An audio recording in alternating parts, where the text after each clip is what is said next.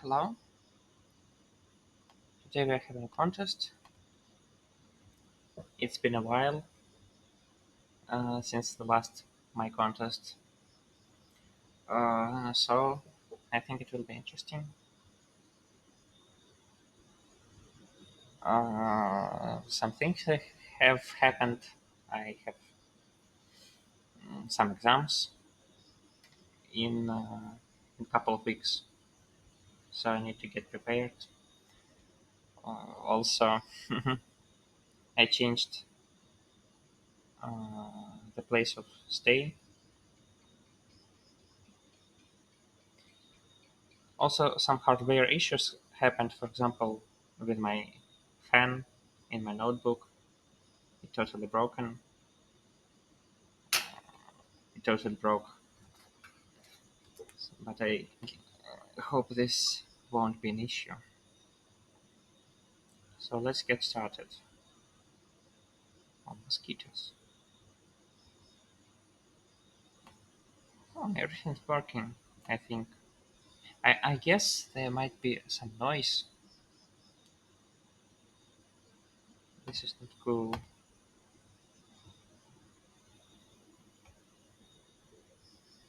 Oh, sorry. English.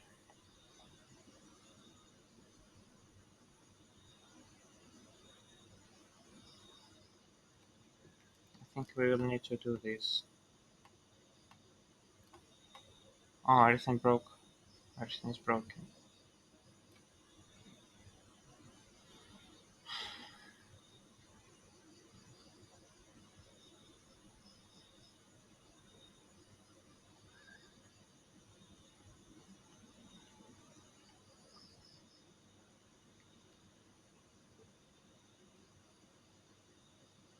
Excellent problem. So let's do it like this. Yeah.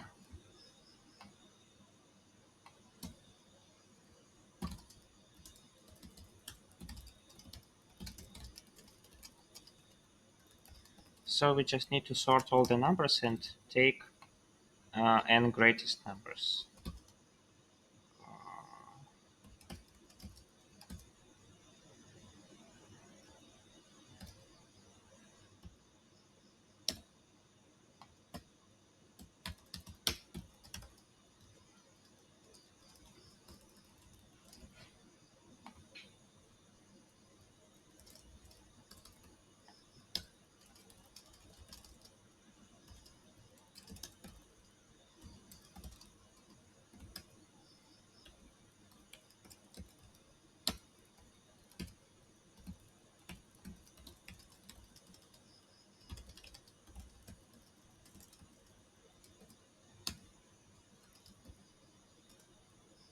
Okay, so it should be a, it should be LLS equals 0, and finally I print s, and it should be a v. This also should be a v. Okay, now I copy the test. Let's see, 12, 9, and 1? Why not? Why 1?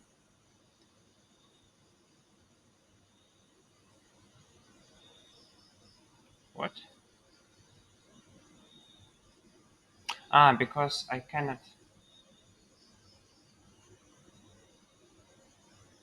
So I have to have the last number on the table, I guess. Is it true? Is it it? Yes, I think yes. The only issue is I have to save that one last number. Okay, so I guess m plus n minus 1 and I sin s. Something like this. Okay, I think now it works.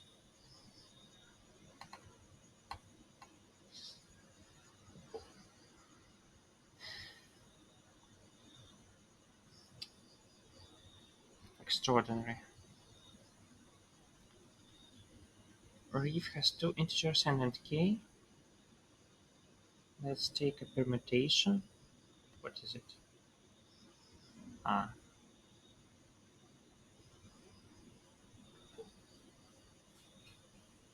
So what's happening here?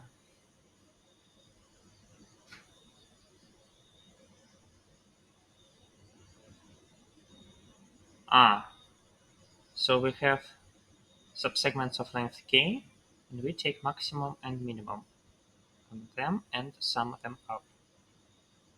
Cost is the maximum element of C. So we want maximum plus minimum be the maximum possible.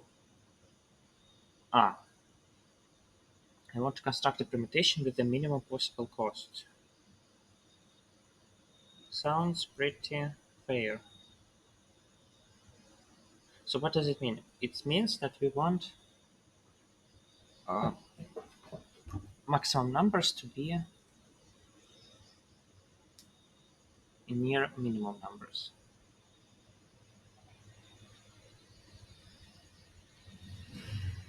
I think we just want something like this. 5, 1, 4, 2, 3.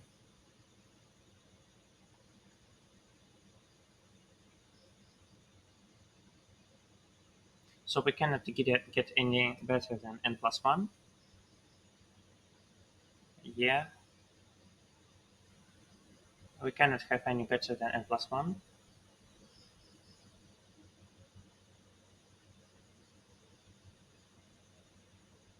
Yes.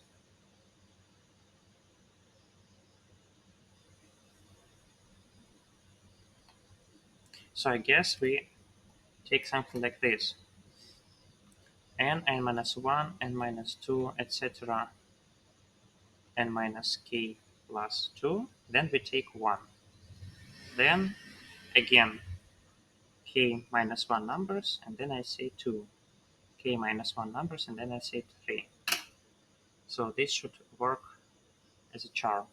If k at least 3, oh, k might be 1.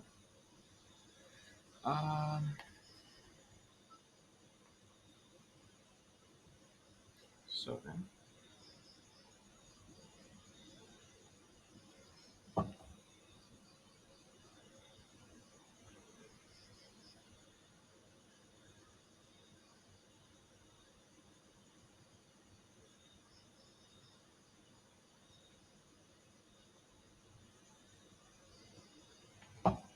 let's do it.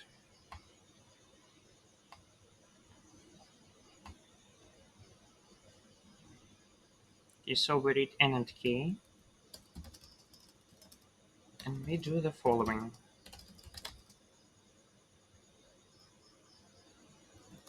So we say that we have x equals 1,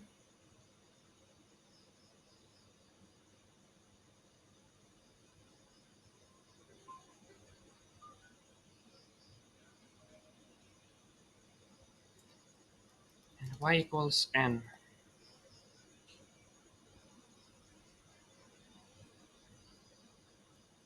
And now we do n operations. So if I percent k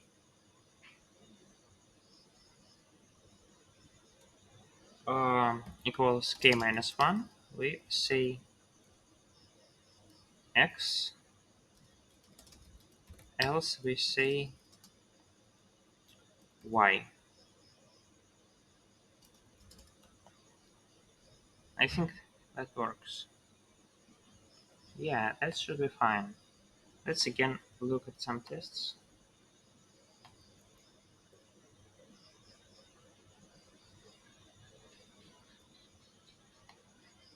Oh no, I should print line break.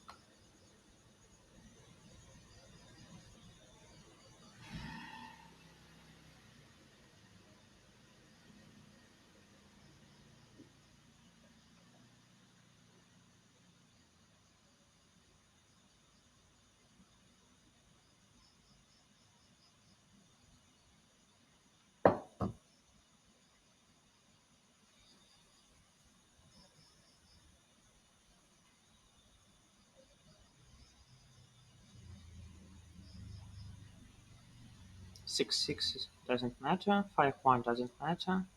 5 3. Yes,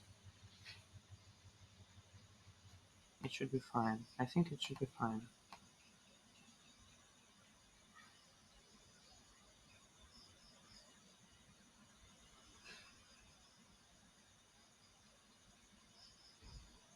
Please work.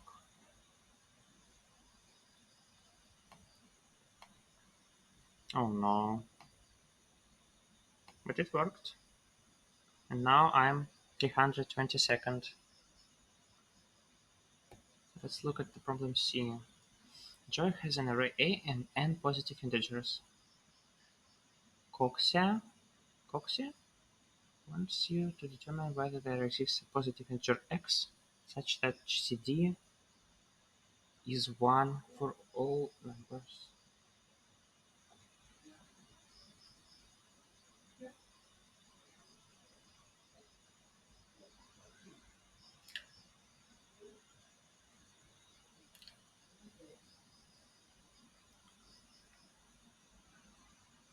Why can't we just take x equals 1? Ah, plus x. Okay, okay. Hmm.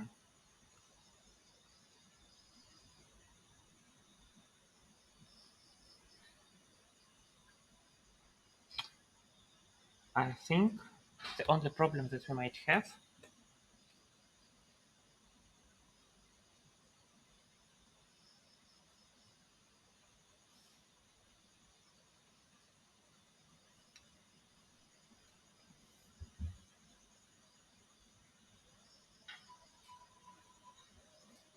Yes, I think I got it. So we just need to check all the residues from 1 to 100, and they shouldn't cover all possible residues.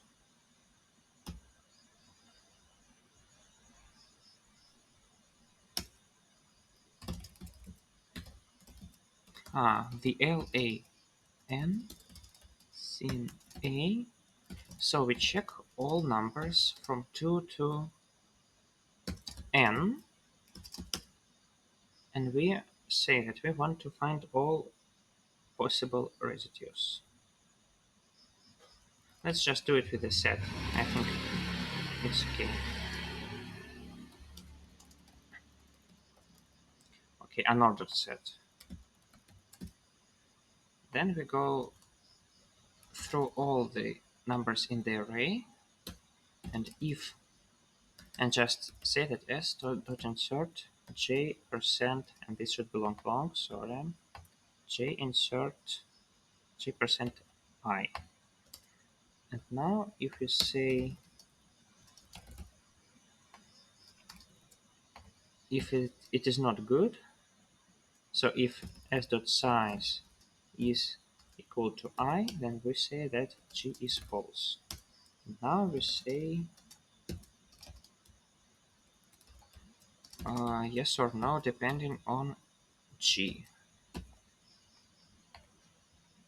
So the first should be yes and the second should be no.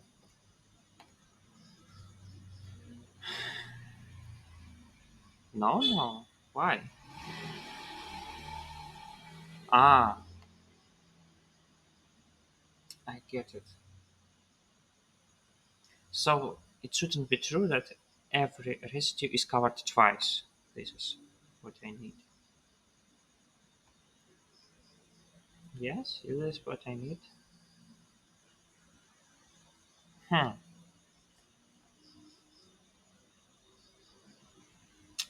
I don't get it.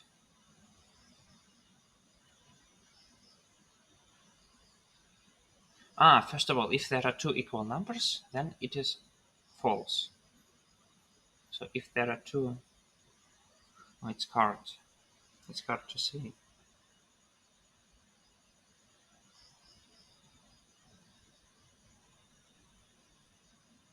It is hard to say. Hmm.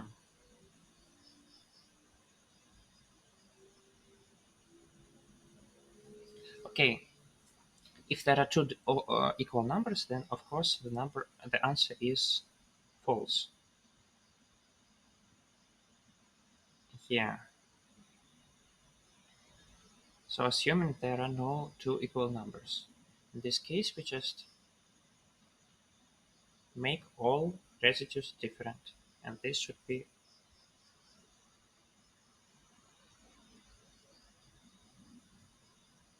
yes. I think I finally got it. So first of all, we make an unordered set. Uh, it's a hard one. I think it's a hard problem. It shouldn't be on the place C.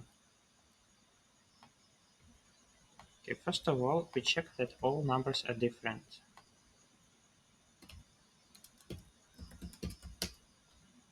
So if s.size, okay, let's just make it with find dance.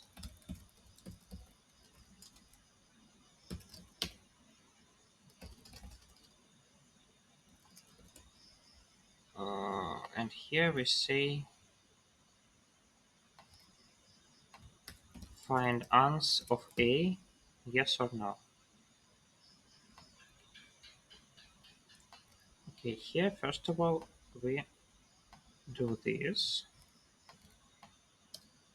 and if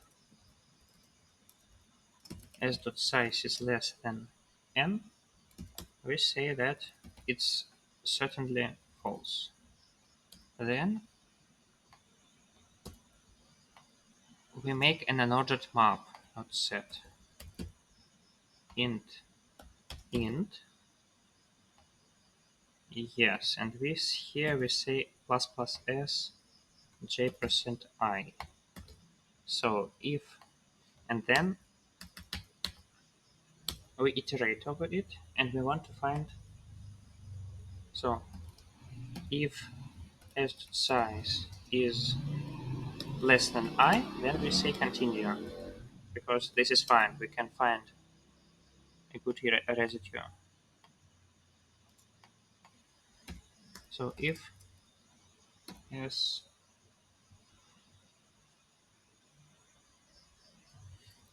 dot size is I, then we have to say check whether there are at least one number 1, exactly 1.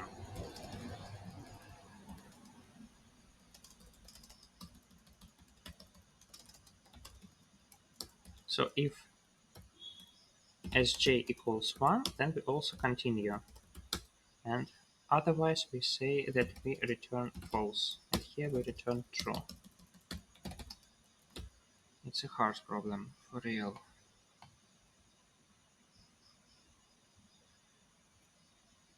Okay, again no no. Why? Why is it no no? So it should be somewhere here or somewhere here. Somewhere here. So I equals 2.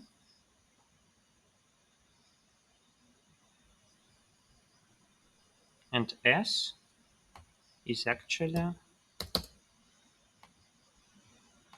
so it's here. It should be O1, and it should have said that we continue. Why didn't it just continue? Ah, there are two s's, so it should be ss maybe. Okay, or this will be still a problem.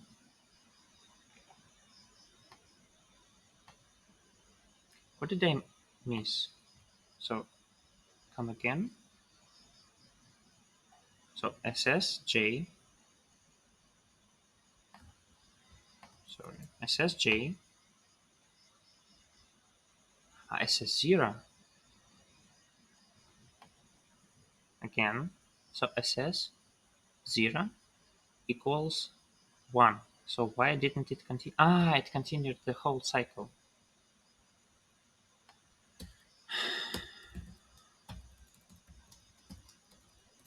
Okay, let's put it here. G equals false, and if not G, then we continue. No, if G, then we return false. Like this.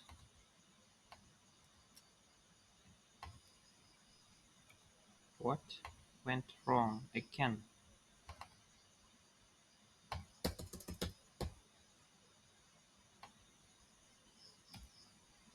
Excellent. I'm satisfied, so let's submit. Where to? Where to? Where to? Where to? It should be where to. Wrong answer test 2. No? Why?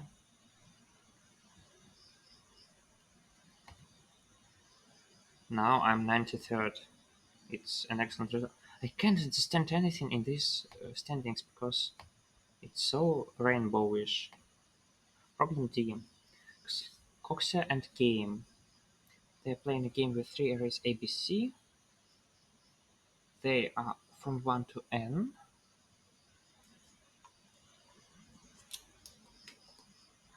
We take a multiset ABC.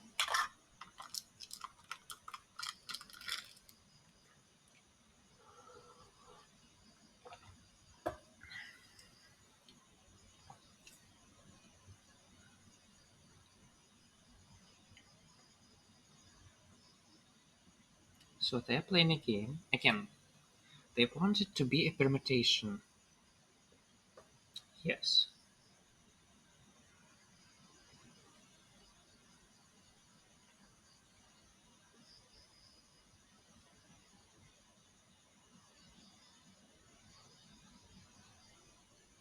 So we want Coxa to win. Okay. Okay, let's consider last round. In the last round,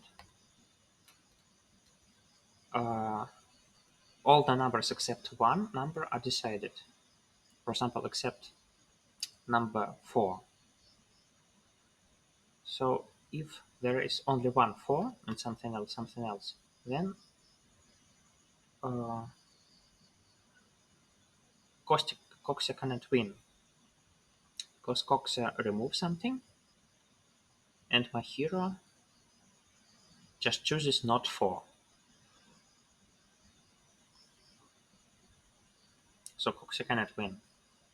So the only way that Coxa can win and if in the last round there are two 4s.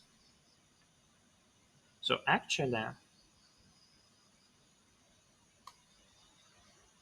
hmm, so actually, if there is at least one round,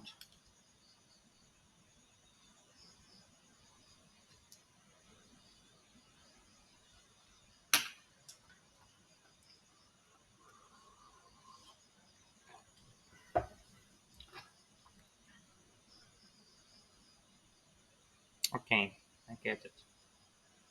I get it. So we have two arrays, one array and other array. We want to calculate the number of ways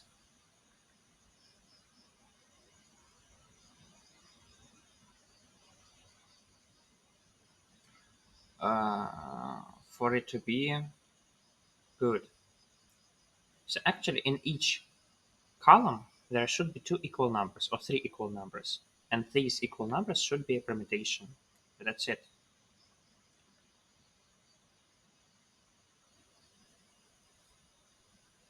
Okay. So first of all, if there are two equal numbers, for example 2, 2, then actually anything can be here. There are n ways to choose it. Because Cox can just remove it, and my hero has to take this too. So each column with two equal numbers is just times n. So what about columns where there are two different numbers, for example 1 and 3?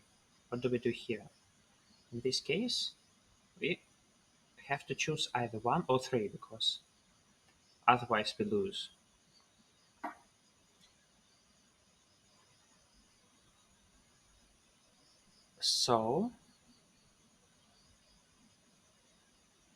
So what?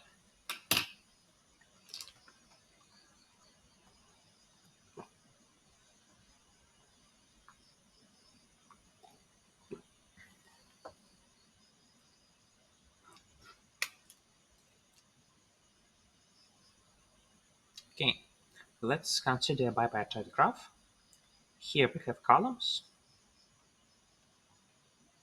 and here we have numbers. So each column is associated either with one number or with two numbers. And what we need here is actually just a a matching. So we want to check how many matchings are there. And also we know that each degree here is at most 2. So it's 2 or 1. Uh, so how do we solve it?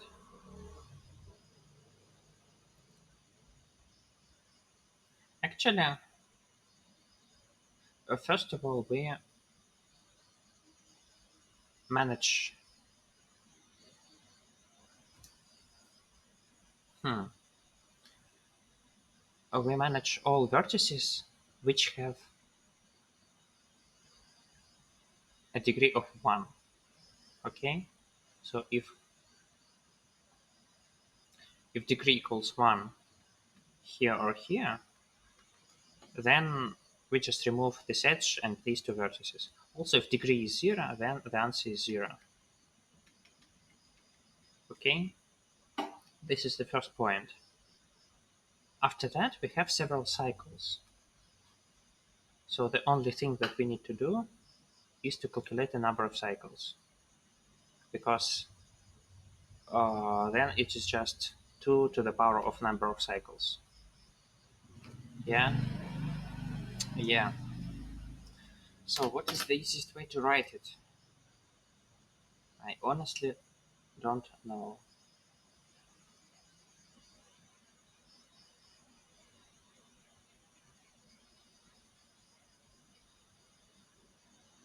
I honestly don't know.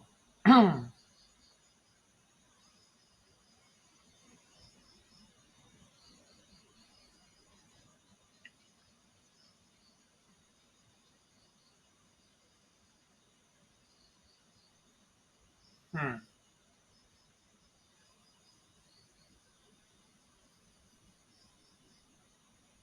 Okay, let's try and do something.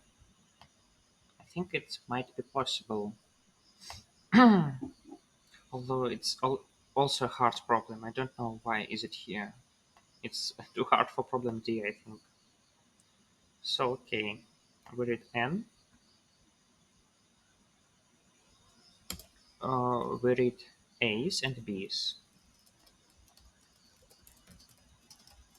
And we find answer of A and B.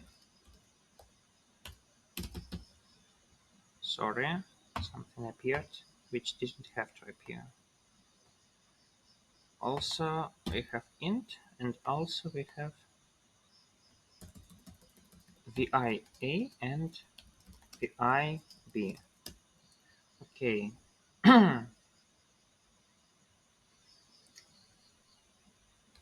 So first of all, let's eliminate all vertices with degree 1 in the left part. I think this is the solution. We need to eliminate all vertices with degree 1 in the left part. So let's go through them. Uh,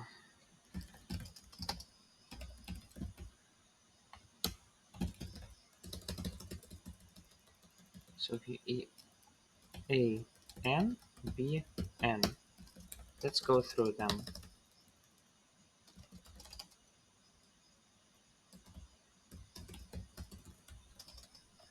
This is confusing, so let's change. So this is calls, and this is nums. Okay, so if AI equals BI, also let's find answer and return answer in the end. So if AI equals BI, we say that first of all, answer equals prod of answer and n modulo m. But we also say that if calls I equals false, true, and also if nums AI is already true, then we just return 0. This is fine. And otherwise we say that nums AI equals true. Okay, this is the first step. Now we have only vertices of degree 2 in the left part. And the second thing is to find all degrees in the right part.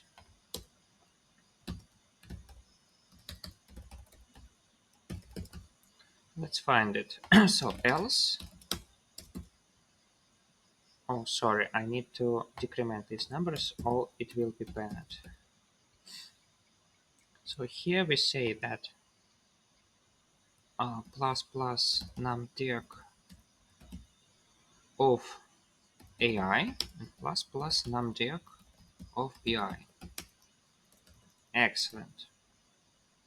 Extraordinary. Actually, I even want to make it VBI. So instead of plus plus, I say that numdeq AI pushbacks I and numdeq of BI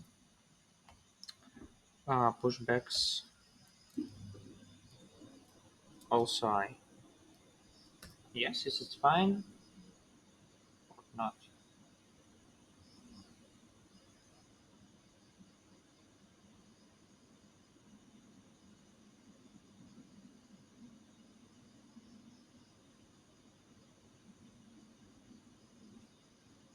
This is not fine. I want it to be not vector of ints, but vector of sets.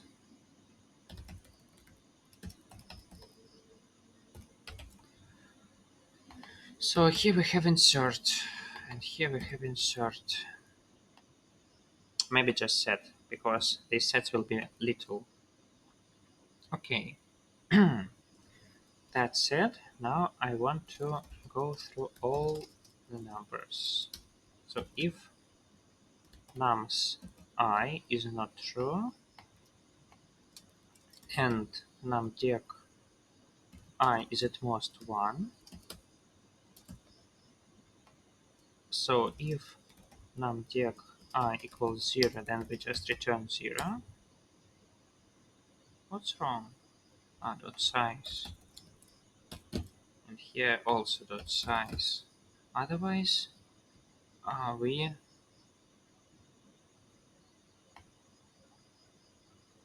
okay. Let's do it like a BFS, I think. So else u dot pushback I. So while u dot size, what do we do?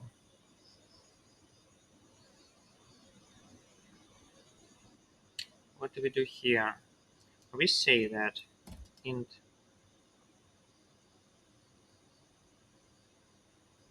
call equals u begin.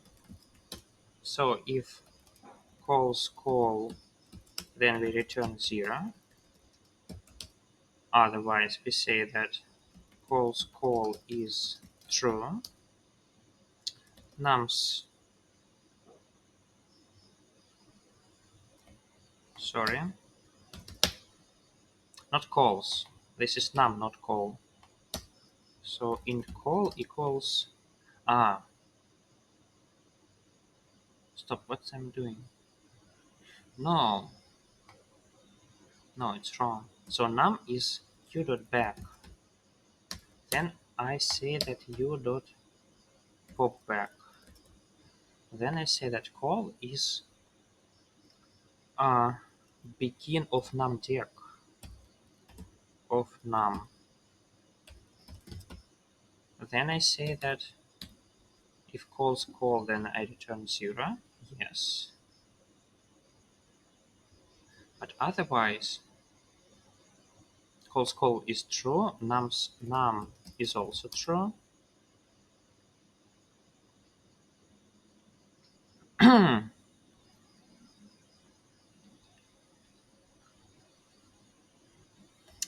last but not least, I say that numTech of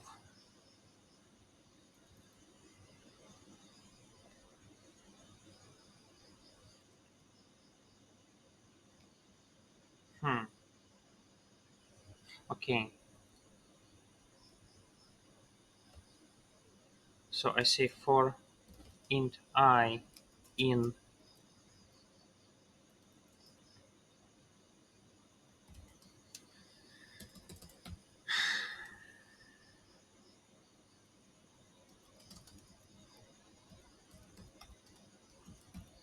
this is something crazy.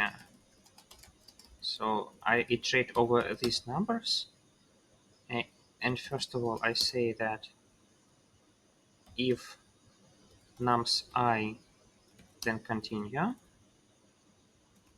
Also if then I say that numDec I dot erase call, and if numDec I dot size equals 0, then we sorry return 0, and otherwise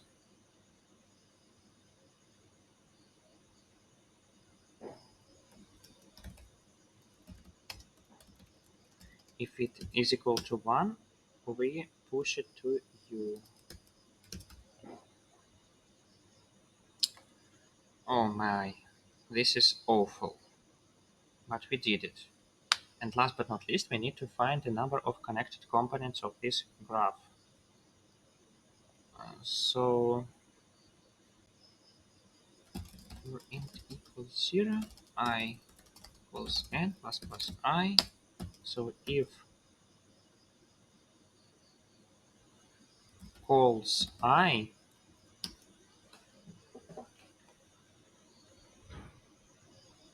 if not calls I, then first of all, I say that uns equals sum of uns and uns, because we have found a cycle and we have to double the answer. After that, we run a DFS on several matters. First of all, I, then calls A and B and numDec. This is so awful. This is so damned.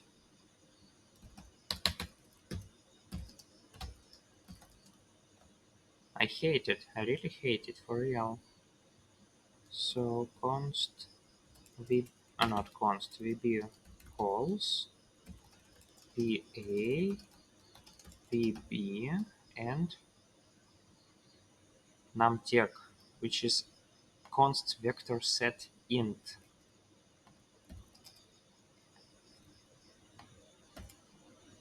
I think I'm doing it wrong, but the alternative is to think a lot, and I don't want to do it. So first of all, calls v equals false.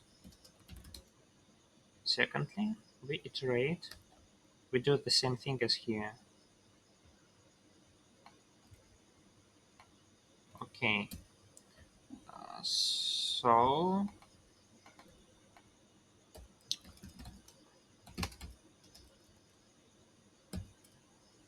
we iterate over these numbers. And what do we do here? We also iterate over numDec.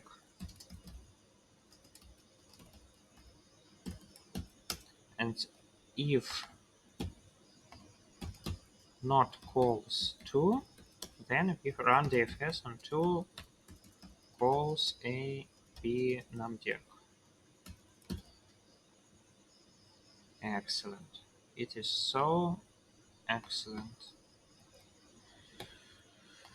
Oh my god. What? Calls.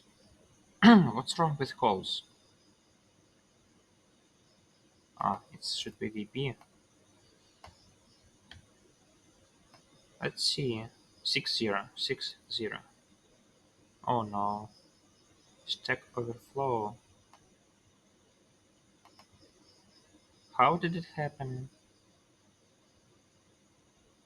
I think it should be true.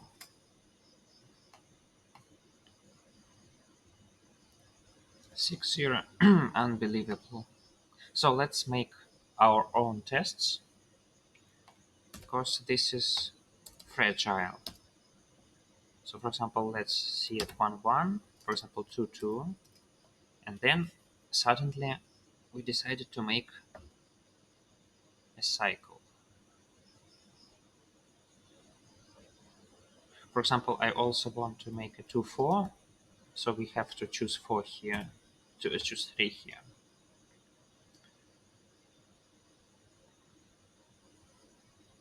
And for example, 4 5, 5 6, 6 7, and 7 and 4 7. This should be like, I don't know, 49 times 2, 98, 98. And for example, one more cycle, I think 10 9 8, 9 8 7, or 9 8. Ah, board, because I need to put 10 here. So now there are 2 cycles, and it's 400.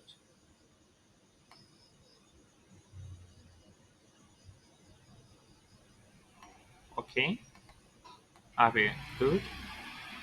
Are we good? Probably not. Probably not. This is 10. Probably not. Probably yes.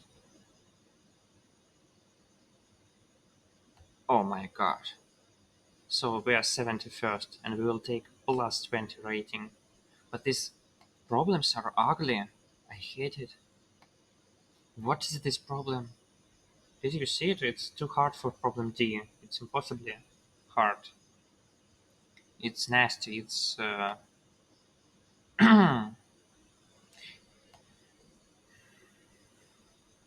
don't know. Let's see. Tromax is incredibly fast. He's ridiculously fast on these problems. Schoolboys, they love such problems. Oh my.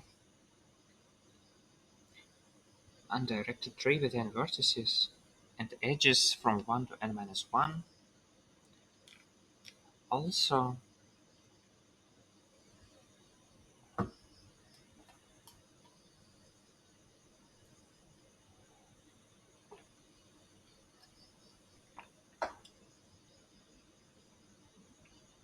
there are k butterflies.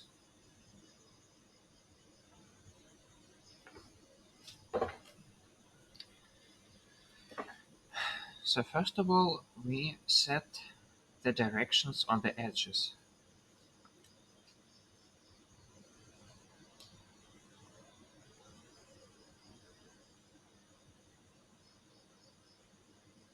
So then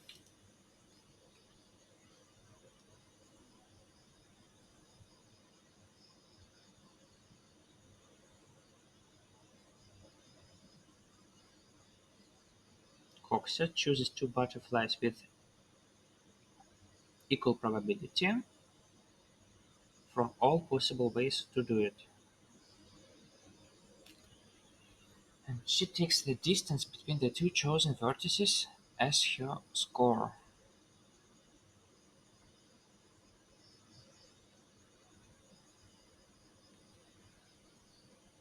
And she wants us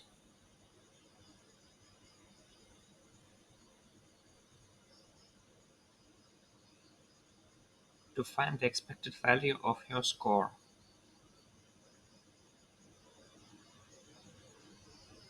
What the hell? Okay. Okay.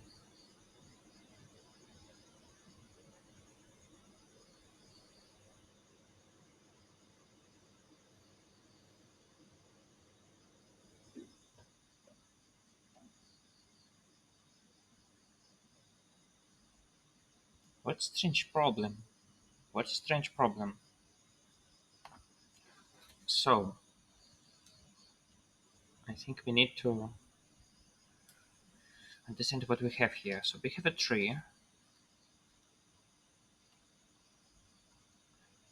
We have some butterflies, and all the edges are ordered. Yeah.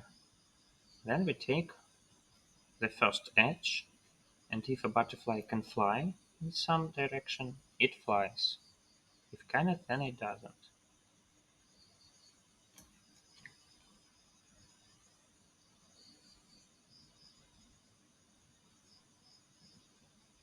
Hmm.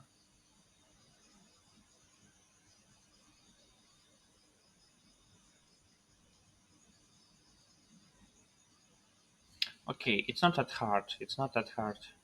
For example, let's consider the last edge. This is the last edge. So notice how uh, you can actually find the number of butterflies here. Oh, sorry. I hate it. I hate it when it happens. So for this edge, we know how many butterflies are here and here. This is because this edge hasn't been considered before. And this means that no butterfly had a chance to change its half. So if it was in the left half, the only way to get to the right half is through this edge, and this edge wasn't available all the time. So actually, we know the number of butterflies in the left and in the right part.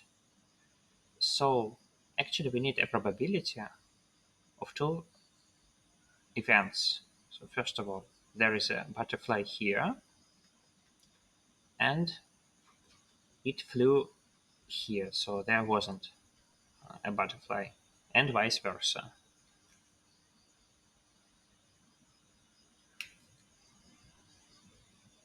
Okay, okay. And this is true always. So when we consider something for this edge, so first of all we find the answer, and then for each operation we find the expected value of this operation. That's all we do. That's all we do. And the hard thing is this expected value. Also, the good part is that these two events are,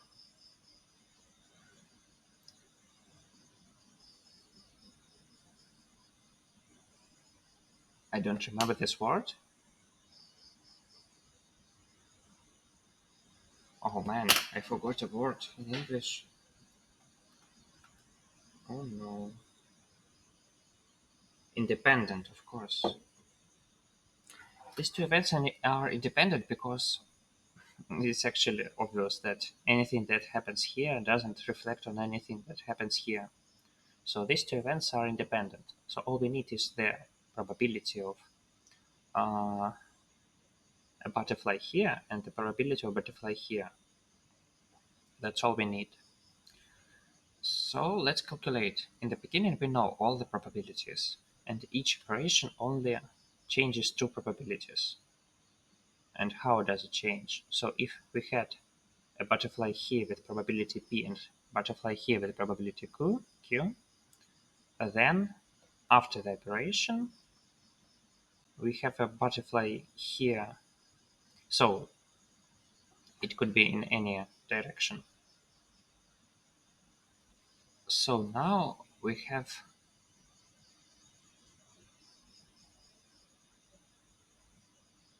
what's the probability that there is a butterfly?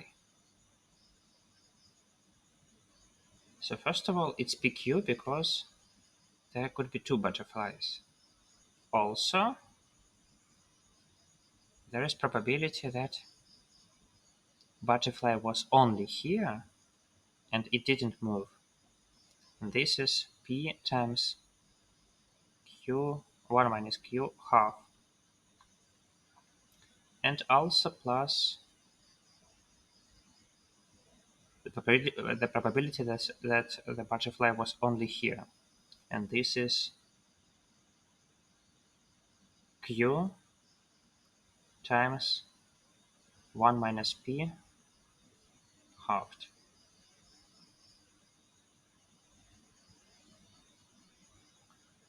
Okay, so this is actually, this should be p plus q, shouldn't it? P plus q halved.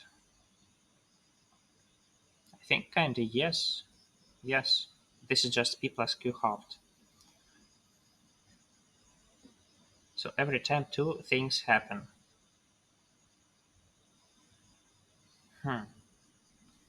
So the probabilities of two vertices get equal. This is the first part. And the second part is that the answer changes slightly. This is a nice problem. I kinda love it. Although we need to make some nasty calculations. And this is not nice. Although they're not really nasty. I think these calculations are just fine. They're just fine. So let's solve this problem. Let's solve this strange problem. We will need to make a DFS, but I will write a new one for the sake of this problem. Actually, we have t equals 1, and we do not need to read t. So we read two numbers n and k. Then we read the positions of all butterflies. But actually I need them only as probabilities. So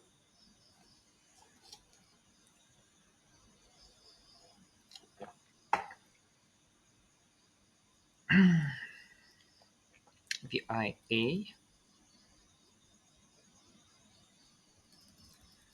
VI probabilities, and I read k numbers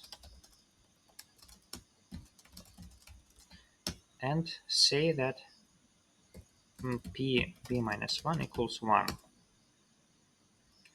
After that, I read the graph.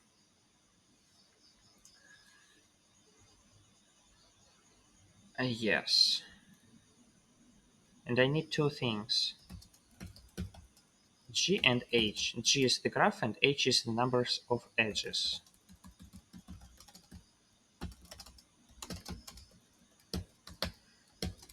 Also, I need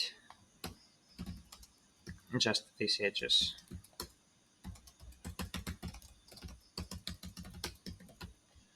So here I say that G ei dot x, pb ei dot y, G ei dot y dot pb ei dot x, H ei dot x pb I, H ei dot y pb I. Excellent. Couldn't be better. Then we make a DFS, and what we need in this DFS is to find the balance on each edge. So the difference between vertices in the upper part and in the lower part. Okay, let's do it. So int I equals 0, I is less than n minus 1 plus I. So let's look at it. So we have Eij.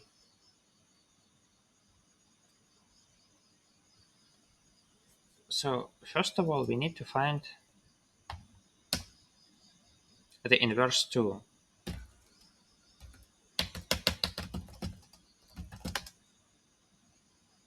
this is inverse 2 modulo m. So in the end, we say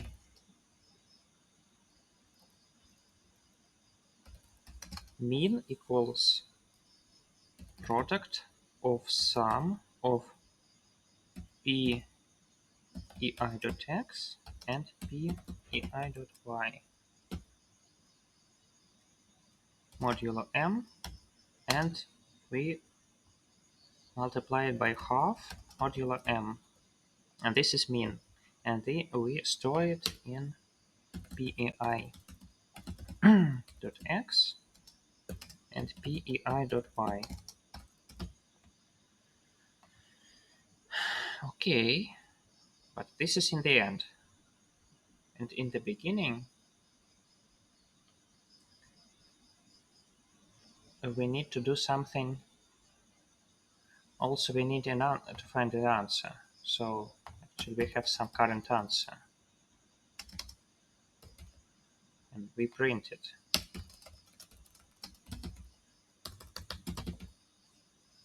Yes.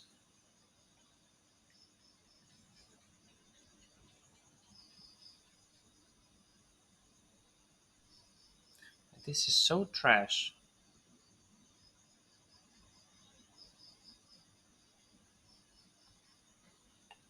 Okay, actually I want to find the sum of all distances, and in the end I just divide by k times k minus 1 half. So actually pairs equals k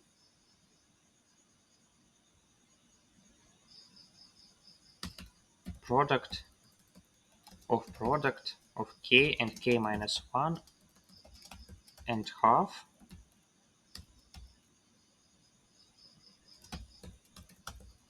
and I multiply ans by inversed pairs.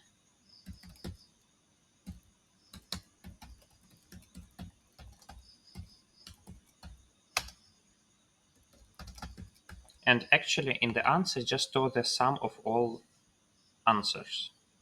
Okay? Okay. So what we have here is, I don't know how to say, kinda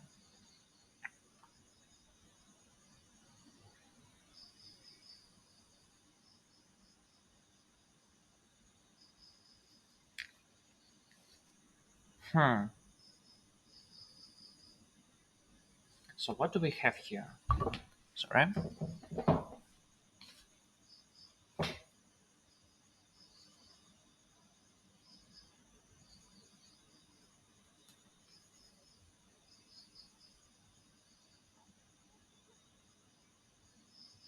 So I'm not quite sure. Let's do some calculations. So we have a graph here, and we have a graph here, and we have an edge here. So let's assume that we have A vertices here and B vertices here. So what happens if a vertex travels here? If it travels here, then the answer gets minus B and plus A minus 1. And so it is like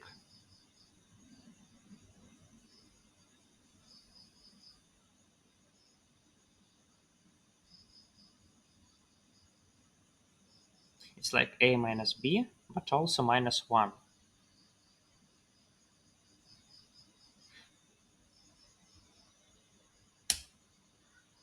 And if it travels up, then we have plus B minus A, plus B minus 1 and minus A. So it's like minus A minus B, but also minus 1.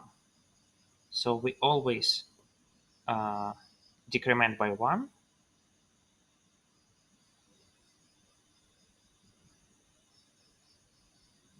and a minus b depends on the direction.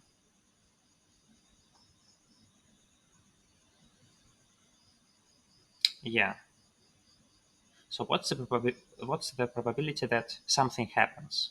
So if there is a p and q, then the probability that something happens is p times 1 minus q plus q times 1 minus p. So this is the probability that something happens. It's p plus q minus 2pq. So I always decrease by this number. Oh my god. No, yes, I always decrease by this number.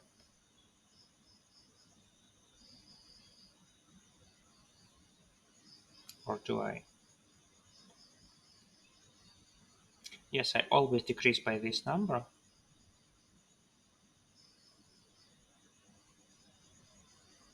And also,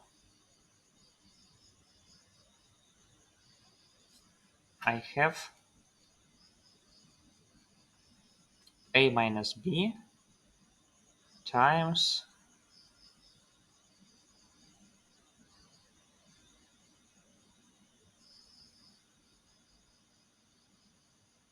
something like q minus p. So what I want to add is how the answer changed. So the answer, if it moves down, yeah,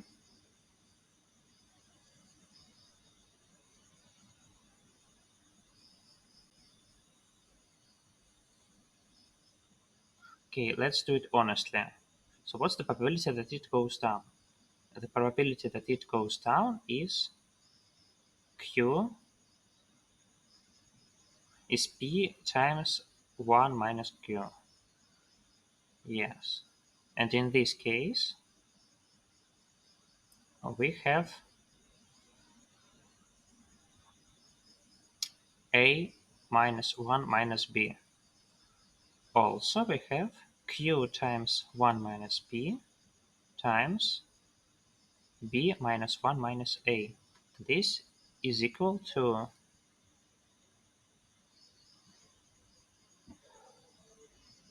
p minus q times a minus b plus minus minus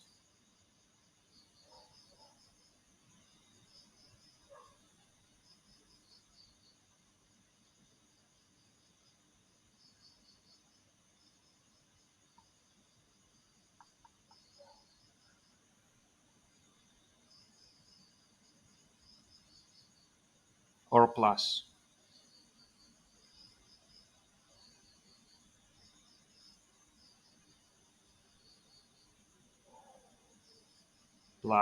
2pq.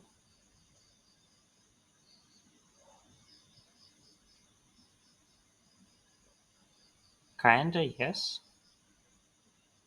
It is kinda true. Hmm. Okay, we'll take it.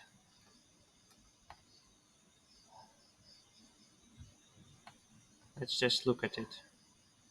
So, this is okay, and I like it. I kinda like it.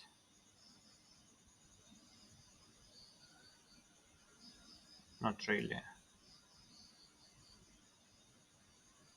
So, let's store it in DFS of 0. We'll pass everything else later. So what do we do here? Uh, we change our answer.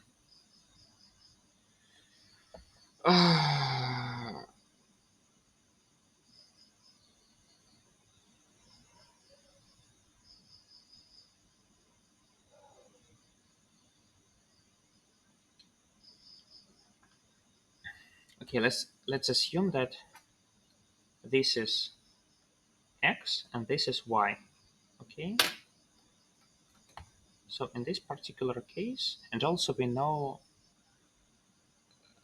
this size. we know the size of y, and this is s. So we know b actually. So this is b. Let's say that this is b.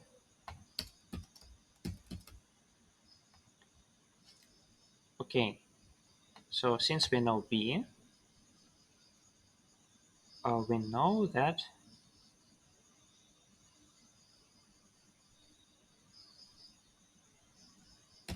let's count b. B is just b of e I dot y. Also, we know a is k minus b e I dot k minus a actually, k minus b. So this is the first thing that we need to do. Secondly, we calculate this strange number, and there are two parts for it.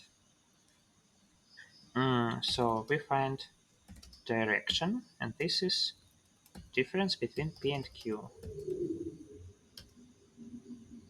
Then what is p and q?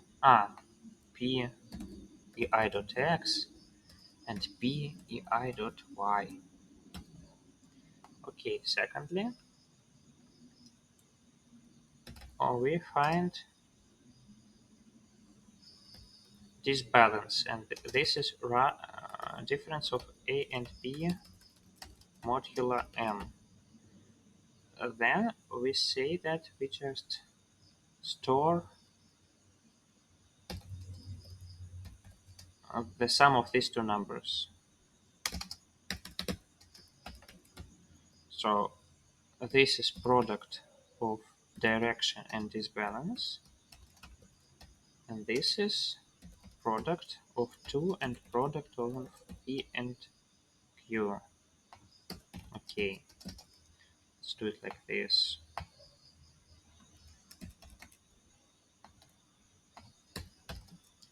Although I think I shouldn't have done that. Product of p and q modular m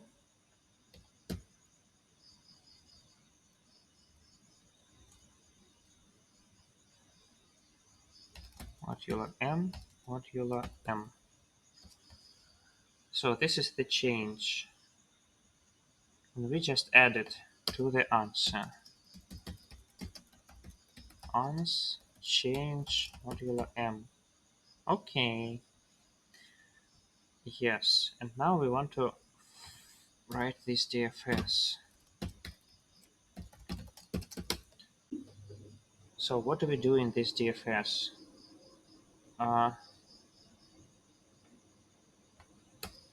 We need several things here.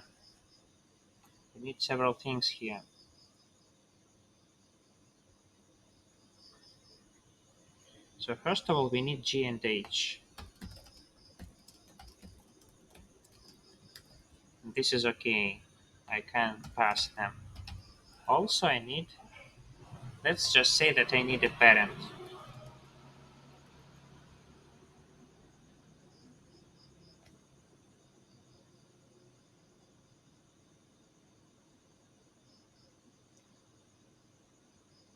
Actually, I think I also want to have E. E is here. Also, I need B.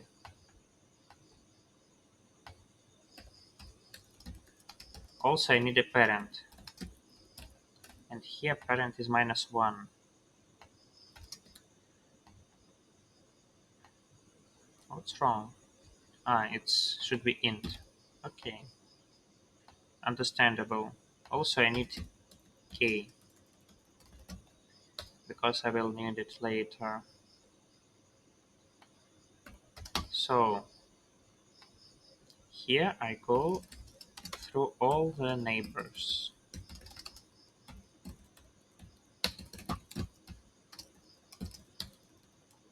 Great. So first of all, if the neighbor is K is parent, then we don't do it.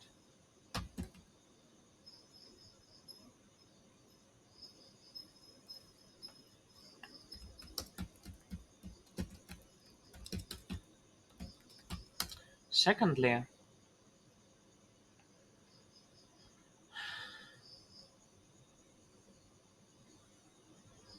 so I also need to find the number of what do I need?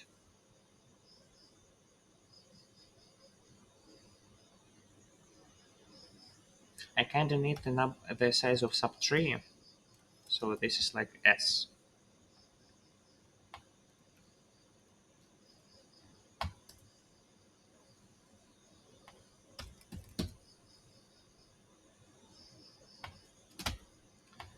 This is S. So I run DFS of 2 G H E B S V K. Then I say that the size of subtree V is increased by the size of subtree 2. Also, I want it to be P initially. So I also need to pass P, where P is these probabilities that I talked about later, earlier. Okay, so this is the size of subtree. Now we say that if E, so int h is, it seems that I also need the number of edge.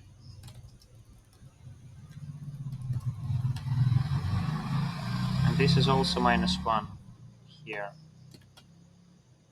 And here it is V and HVI. Okay, h is, so if parental h is not -1, what do I do?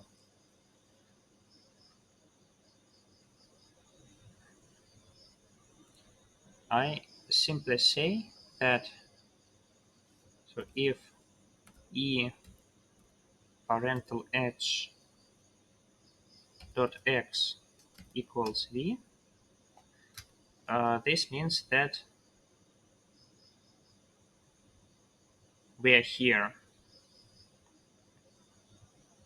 Yeah, so this means that this is the subtree. Sorry, this is the subtree. So the black part is not S. Black part is actually K minus S. Else, the black part is actually SV.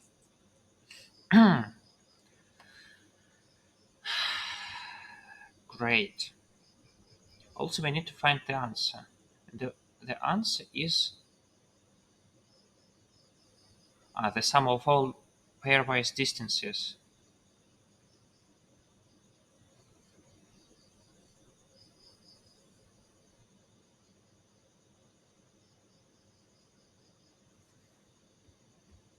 Did I have an S here already? No. This is such a mess. Also, I think that everybody has already solved it. Yeah. I'm not exactly fast. It should be clear.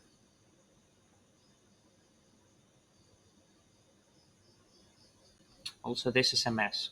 So how do we find this strange sum?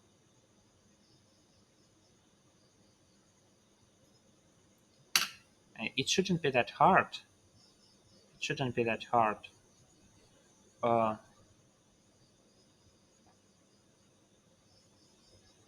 okay, let's do one more trick. We need the sum of distances to the root. So it's like Rn. And it is after S.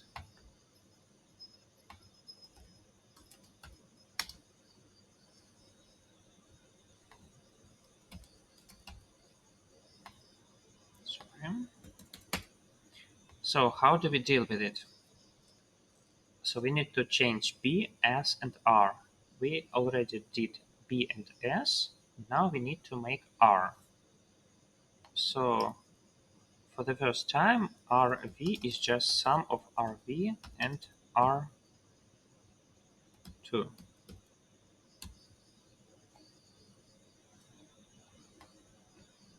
This should be in the end. Okay. RV is sum of RV and R2. Modular M.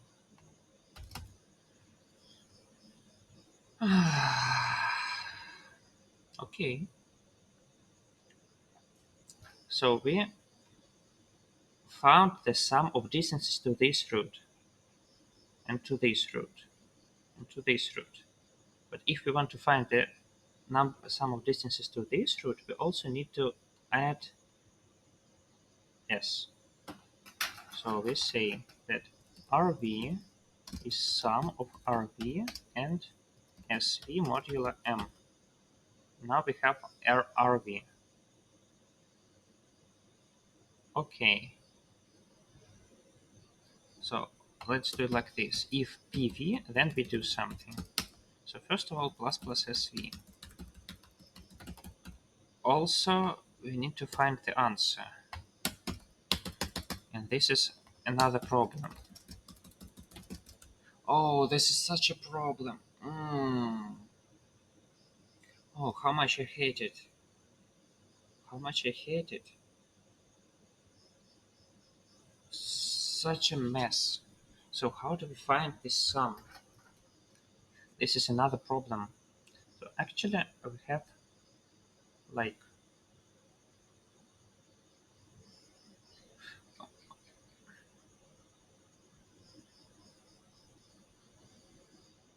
okay.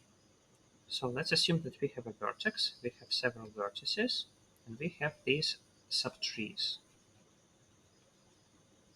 So what happens here?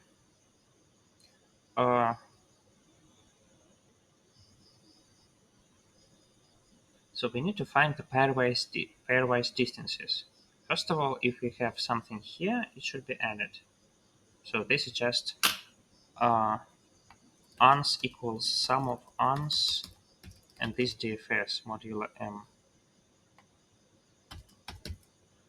So this is the first part. Secondly, if this is a chosen vertex, we need to calculate all these distances. Okay, and I did it via R. So if V, then actually I say that uns equals sum of uns and something, and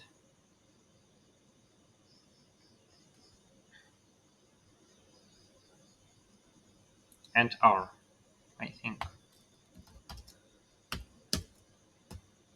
Okay, but also I need to calculate these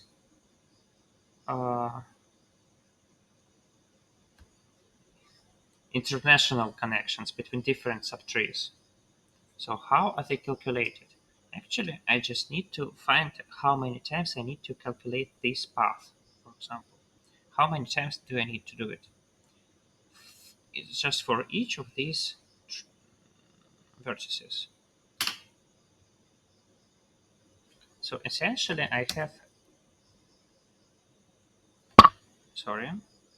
two vectors.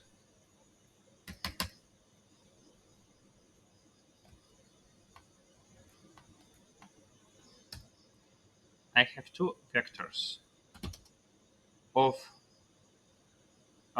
sizes and some distances.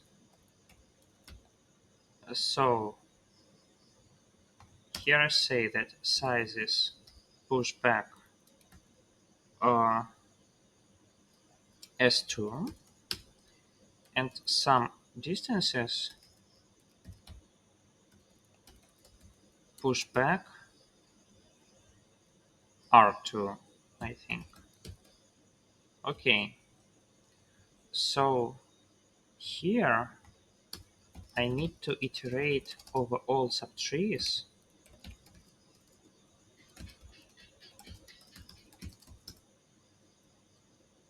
and say that,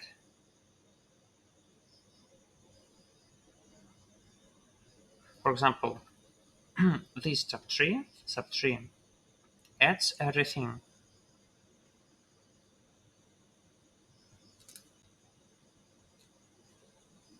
Uh, so we have sizes I.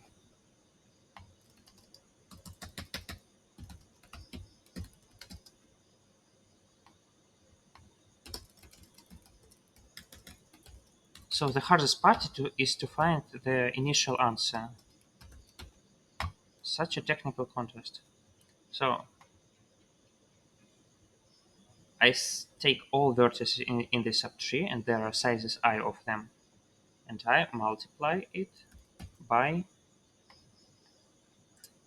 the distance. No. First of all, I need to multiply it by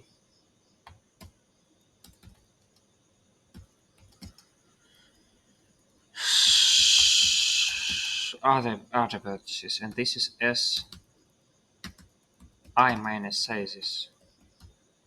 Okay, this is the first part. But also I need to multiply it by some distances I think. So I product our and other, and also multiply it by some distances of I. Okay, so if PV, then I add it, I returned ans. No. I didn't really like it. It was awful, and also I don't think it will work immediately, so I need to debug it. 3. Yes, the answer is 3.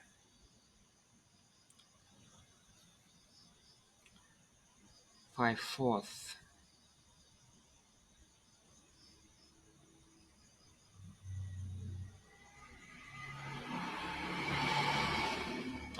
First of all, I need an improved ans. But what? What's wrong? 2. What?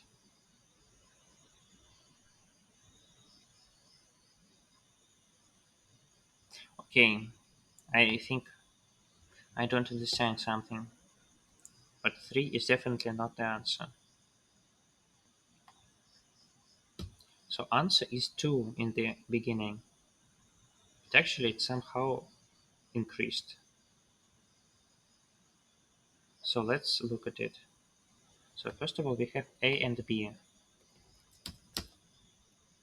And A and B are both 1s. So this means that the answer can only decrease. I'm quite sure about that. Okay, let me look again.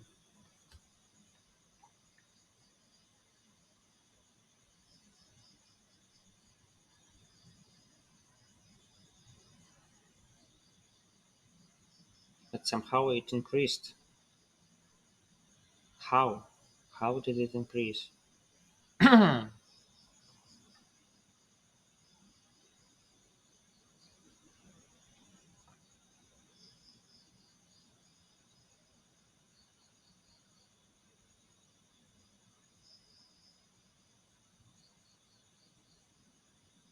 ah, I'm not correct. This shouldn't be 2pq. This should be p plus q minus 2pq.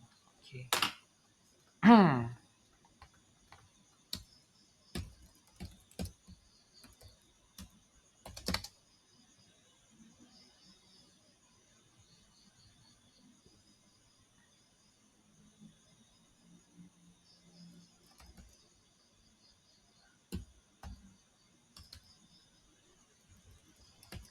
So we add p and q modulo m, and we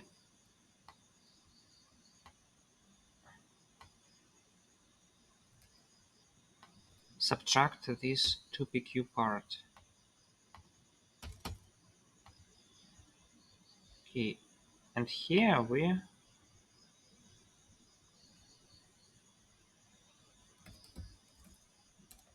actually take it from the answer. Is it correct? No, this is not correct. This is near. This is something near.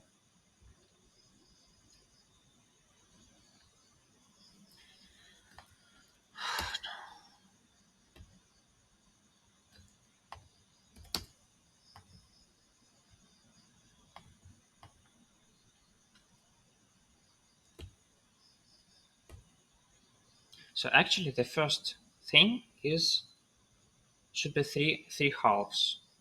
It should be 3 halves.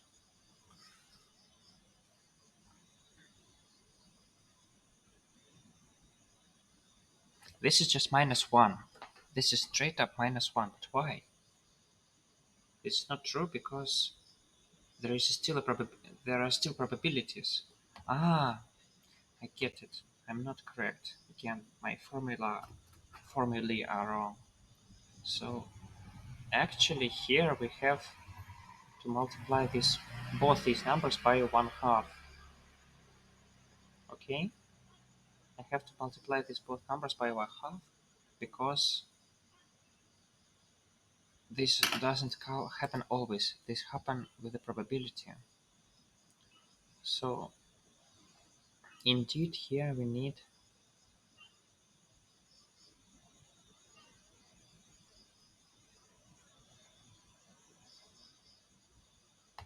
a real change.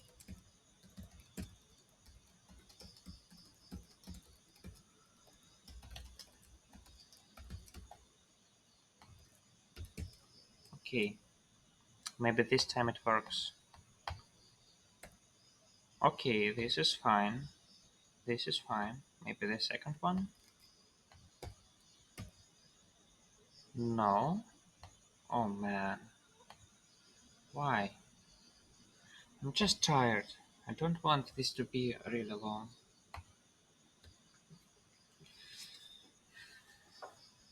Okay, let's make a simple example.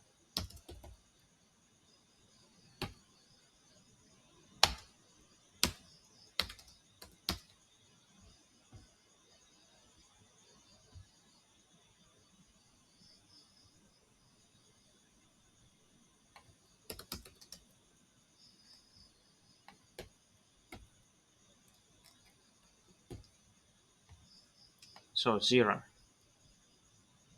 This is understandable. Actually, 2. K is at least 2, so I have to make 1, 2 here. And here we have 1.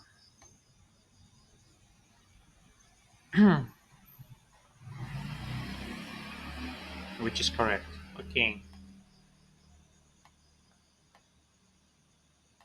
Let's consider graphs with 3 vertices. So 3, 2, 1, 2, 2, 3. What about 1, 2?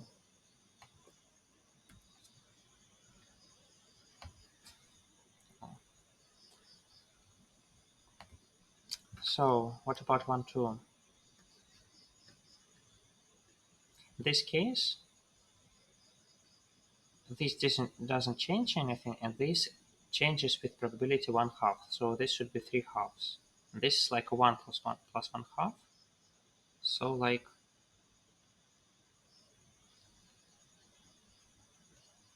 this plus 1. This is like 4, 9 something, and in the end we have 80,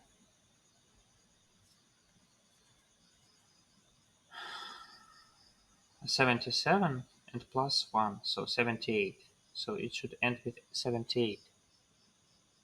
Yes, it ends with 78. And finally 2, 3. And this is kind of the same. Yes, this is kind of the same. So now we have a stronger, a more difficult graph. So like this.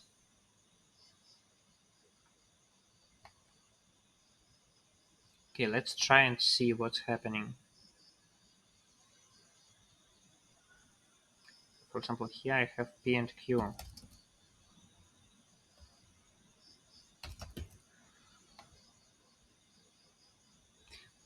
Maybe I messed with modulo somewhere. No, I don't think so. I don't think so. Okay, what's happening here? First of all, let's see EI.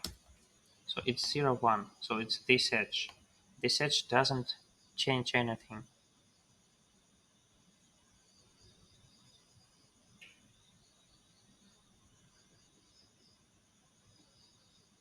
This edge doesn't change anything. So the answer should be the same.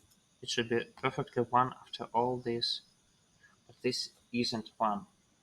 So I messed something up again. Why? Why did I mess up? This is because this constant part,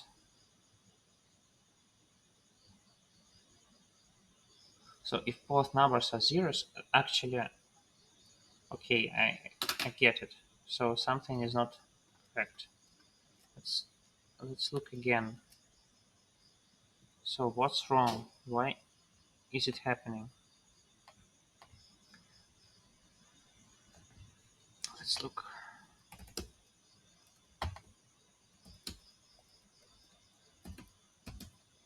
So P and Q should be zeros, but they are not. And why is that? Well, this is because I messed it up. Let's fix it. Okay, let's try again.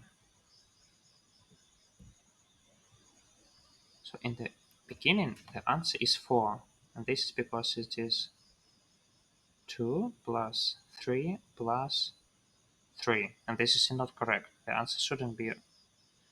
Oh man, I wasn't able to calculate some sums.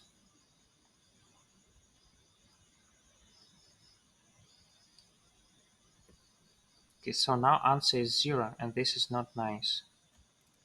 Let's try again. So first of all, 2. Yeah, we need to go here.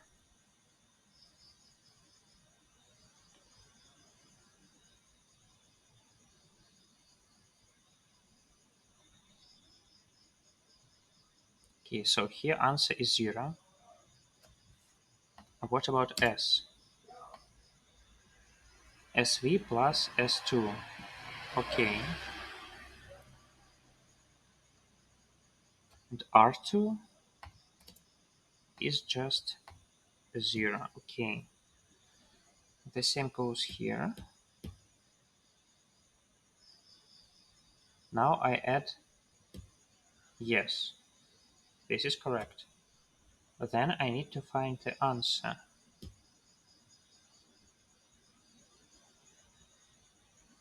Ah, this should be SV, not yes. Okay, let's try again. Maybe this time it will be better. So now answer is again 4. This is not nice. So we need to check it again.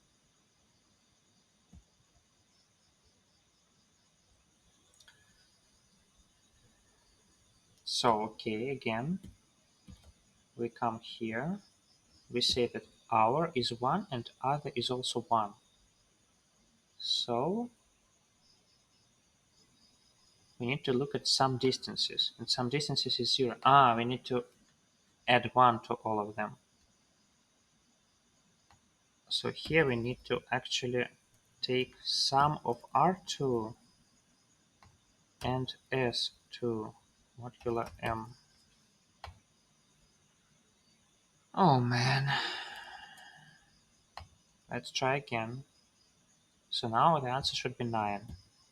12? 1, 2, 3, 4, 5, 6, 7, 8. 8. Again, this is not correct. We try again.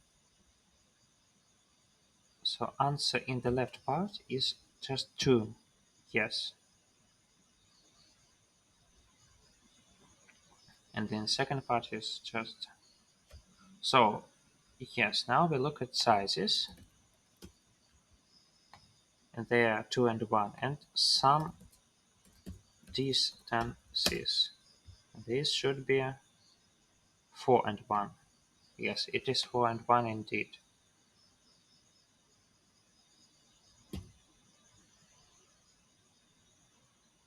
So now we say our and other.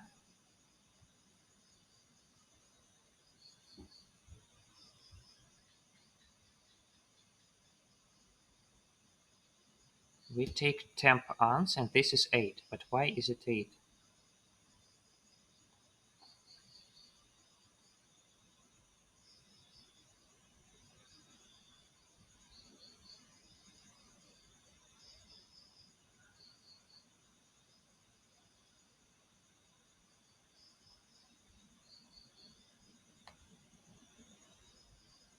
Ah, we only need other. Sorry. We only need other to do it.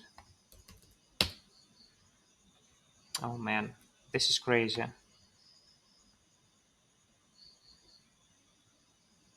So now it is 8, isn't it? Yes, it is 8. Maybe now the answer will be correct. Yes, it is correct.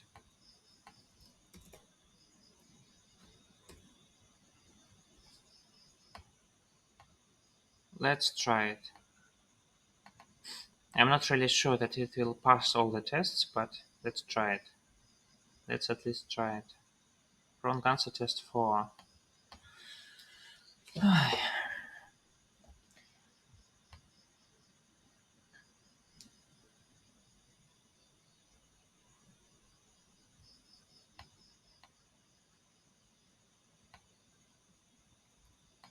Okay, let's tweak this test a bit.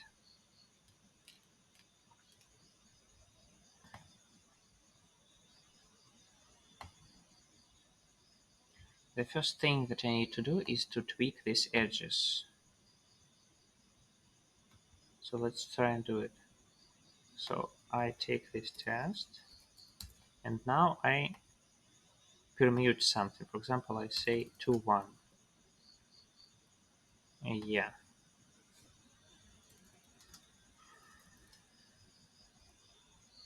Oh, answer changed, although I didn't change the graph. This is important because this means that I messed up. Maybe the problem is here. Maybe the problem is here.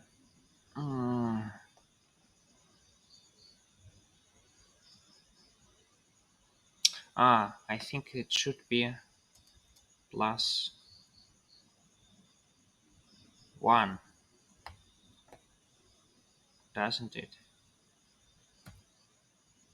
No?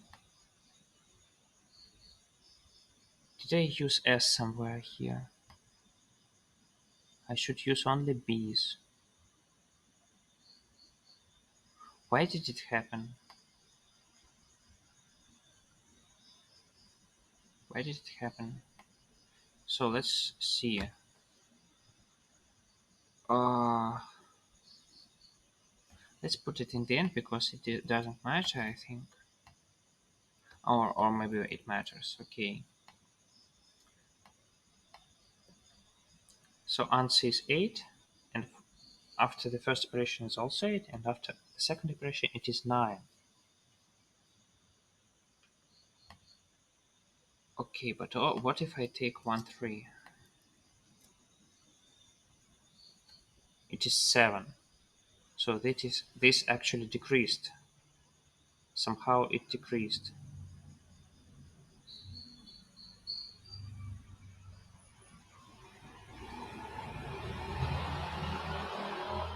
What? Maybe I messed up with these bees. Maybe I messed up with these bees.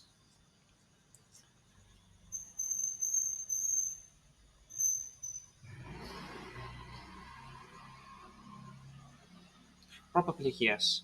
So this is okay. So how do I fix it? How do I fix it? Actually, I need something else. So I need VPII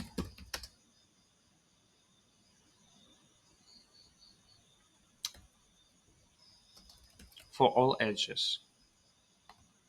Okay, let's add one more argument.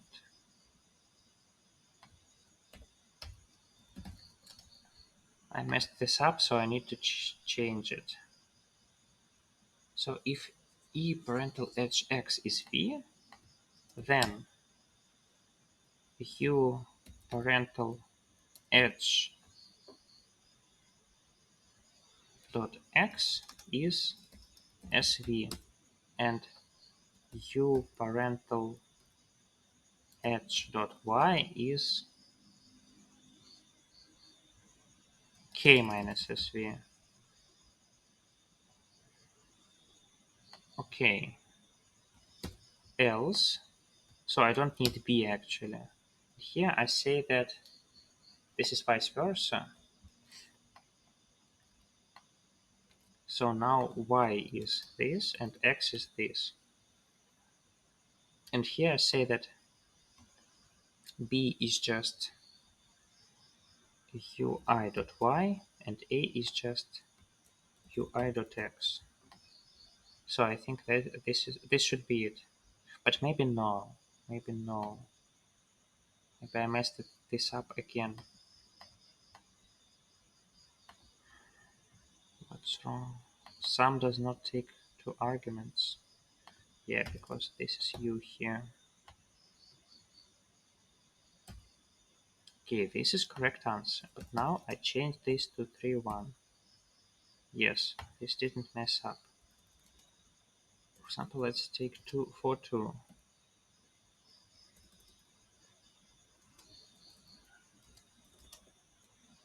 Okay, let's take all configurations.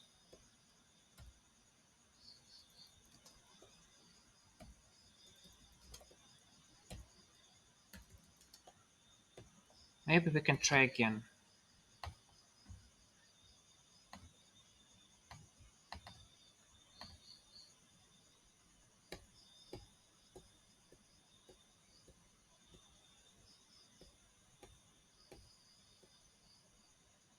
Excellent.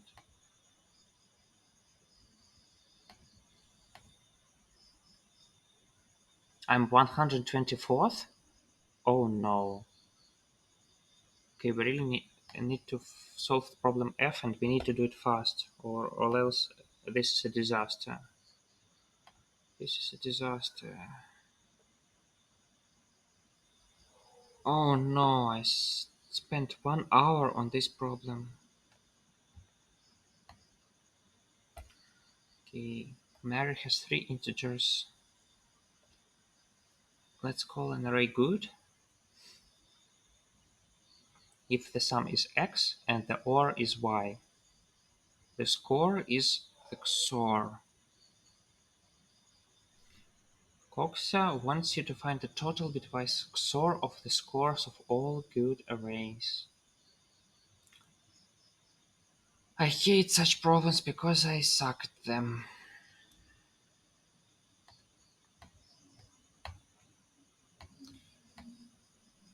Indeed, we will see what we can do, but we cannot do much.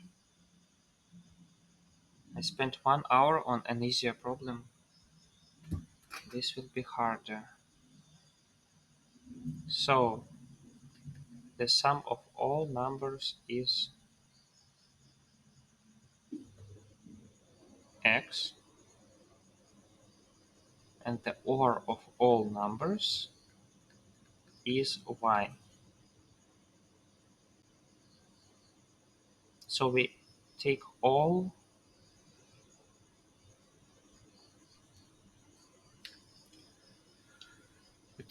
good arrays, and we want to find out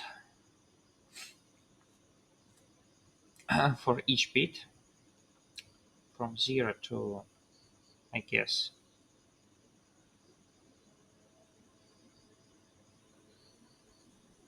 90.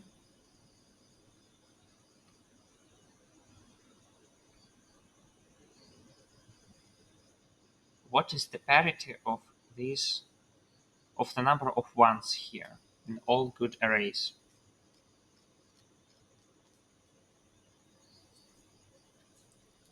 Okay, so for the last digit we know everything, just because we just know that. So every time that this sum is x, every time that this number is x, uh,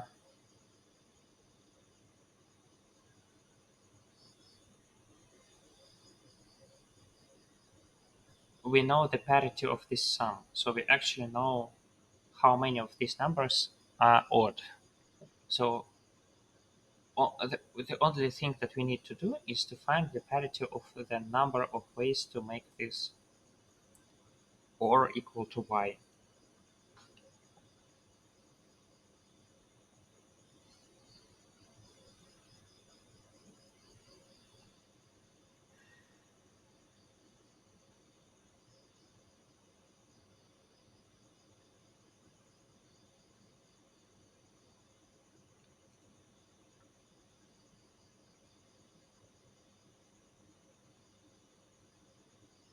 Okay, this is kinda understandable.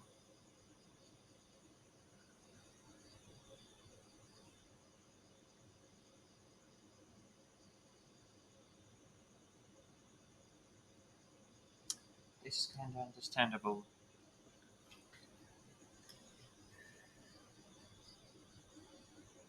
But still, this is not an easy problem.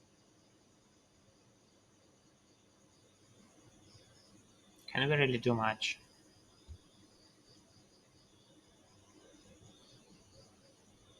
Total bitwise XOR of... Ah, maybe there are some hacks? No, it doesn't seem so. There are no hacks. So the only thing that we can do is to solve this stupid problem.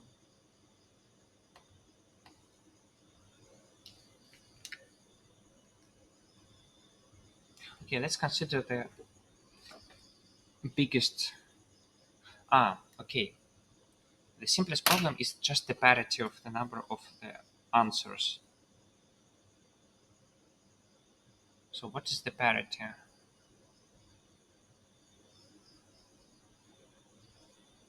Maybe there are usually easy ways.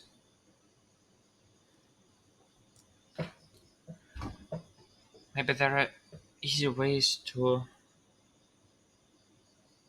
divide them by pairs or something.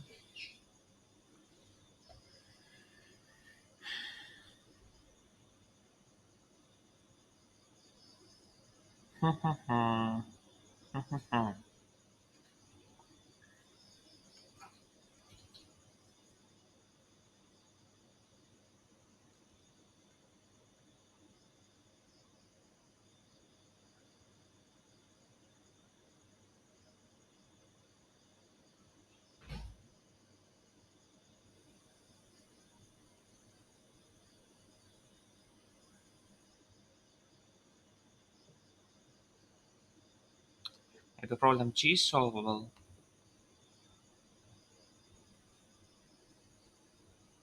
Not sure about that.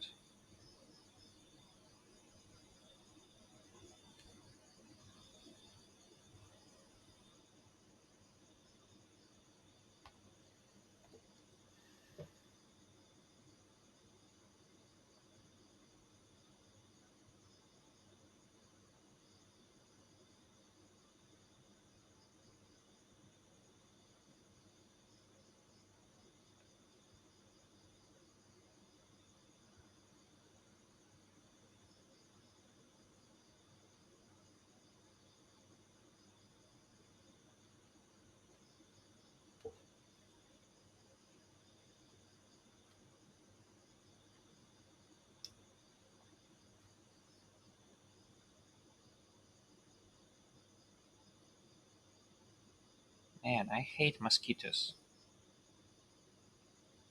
They are not exceptionally nice.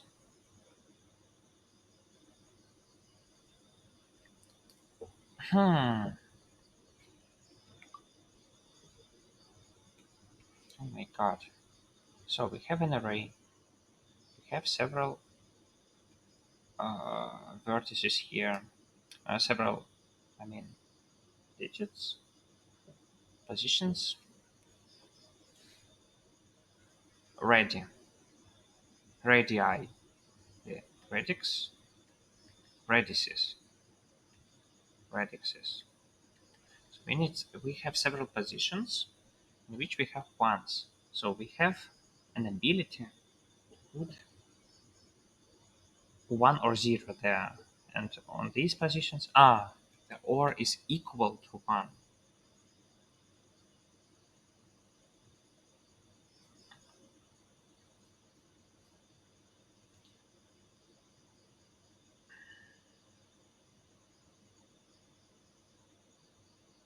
Let's solve in some time. I don't know.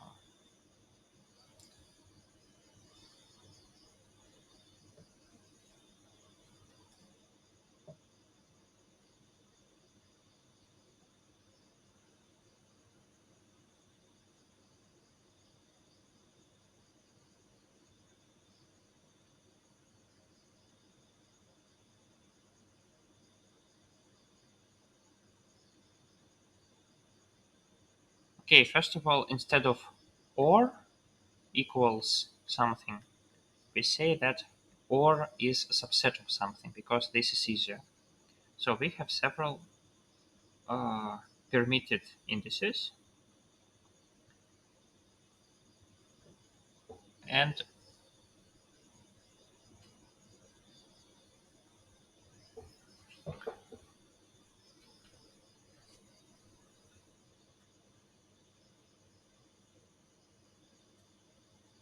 we want to find out.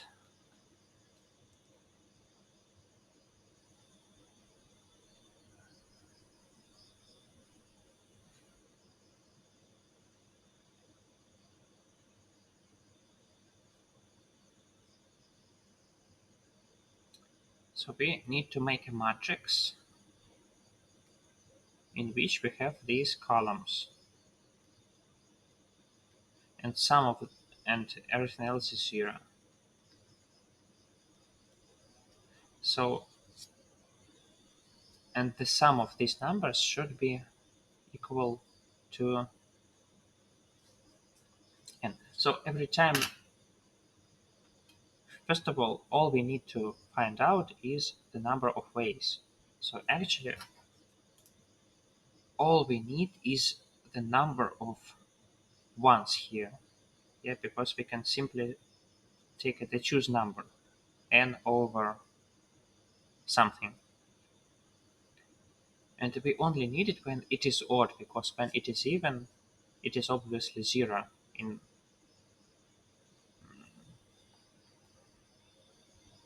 or when we talk about XORs, it's just 0. So all we need is just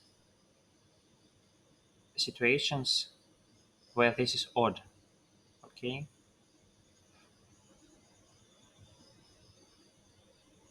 So what can we say if n over something is odd?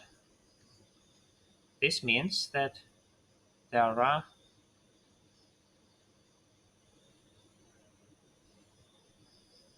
no carries in summing this. So for example, if n is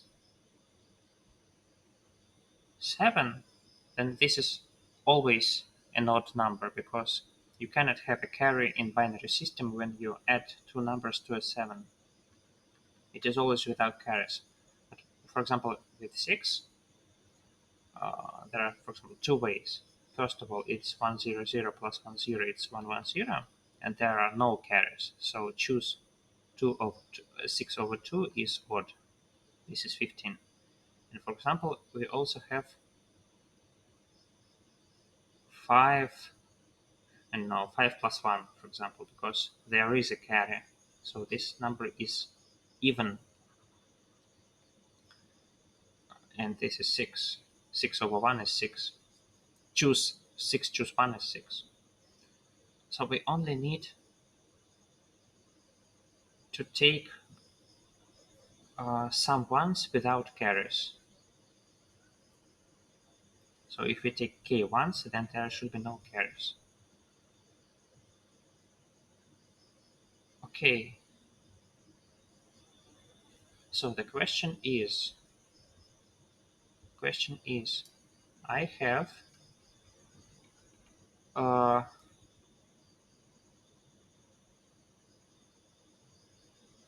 several chosen digits, a1, a2, etc., ak. So we need to sum this up, so just so that ni times 2 to ai equals x. This is the first condition. And the second condition is that uh, no carries in this difference in n minus ai. Okay, this is more understandable.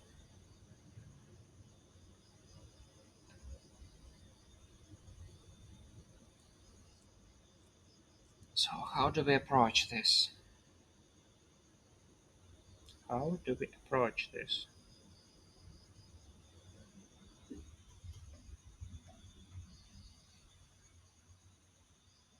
So how many ways of this presentation?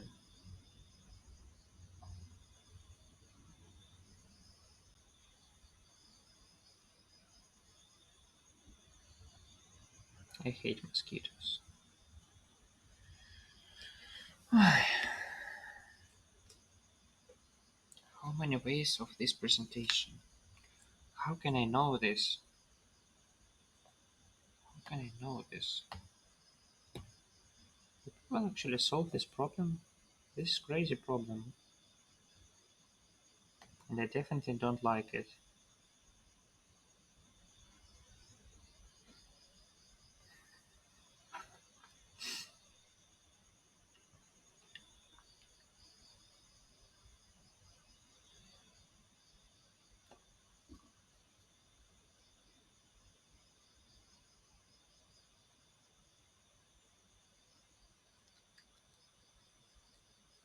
Also, I think all AIs is positive. This will be easier for us if they are positive. Okay. I think this will be easier for us if they are positive.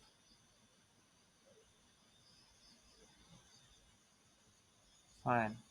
To make them positive, first of all, we can just subtract all these powers of 2. And now we can consider non-negative numbers. Okay? Because if we subtracted them all,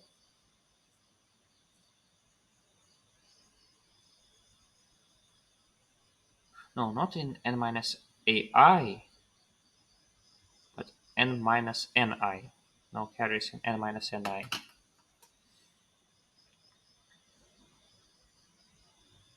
Also, not ai is positive, but ni is positive.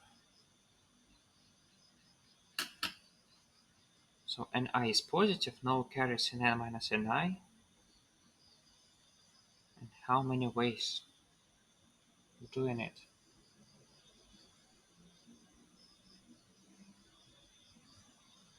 So no carries in n minus ni is just means that ni is a subset of n. This is perfectly understandable. So ni is a subset of n.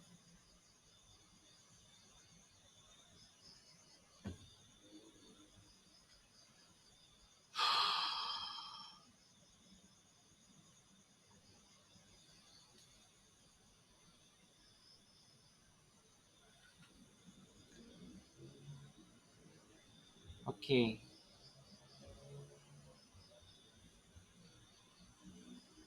Okay, so what do we have? Actually, we have a table. Yeah, so here we have bits of n.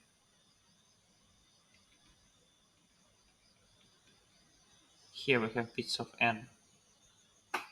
And here we have k numbers. We can only put ones here. And sum of these should be equal to x.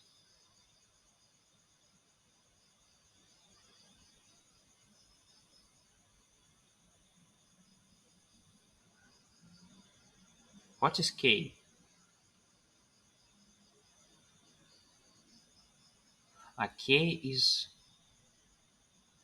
K are bits of y. So this is bits of n, and this is bits of y. Okay, same as with n, we do not care about how these ones are split here. Okay, or do we?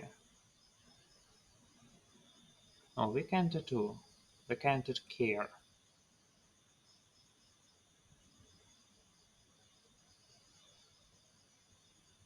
So what? So again, I have some bits of n, bits. So let's say that they are just ni. Also, I have some bits of y. They are just yi. And what I need is sum of, and this matrix is M. So M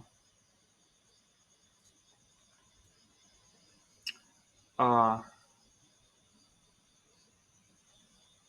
ij times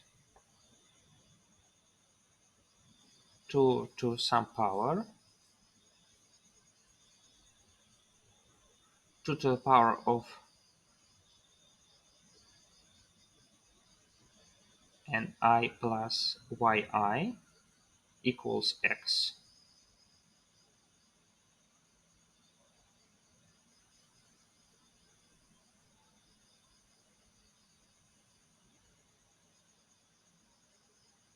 Yes. Yes?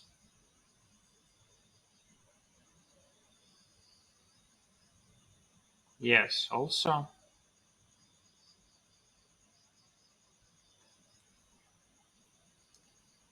Every column is not zero. So I have two. So I have two sets of powers of 2, and I need them to sum up to x. Yes? Yes.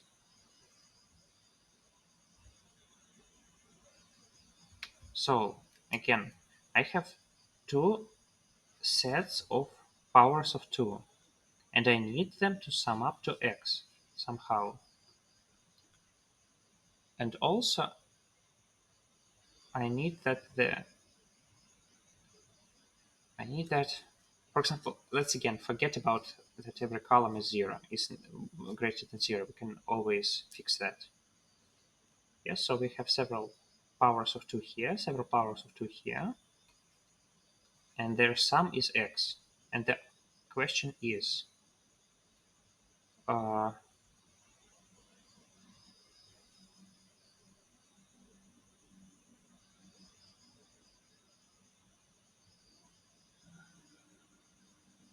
what is the question?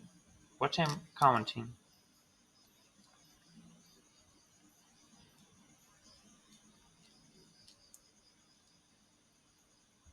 I'm counting how many ways of doing it.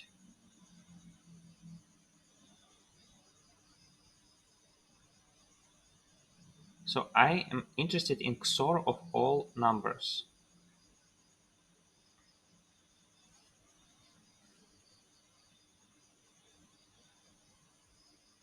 Ah, I also know that an I should be odd because if an I is even,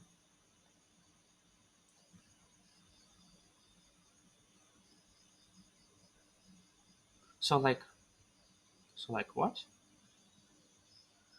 Okay, if an I is even, then the XOR in this bit is 0. And this is not really interesting. So actually I need to find out how many times each.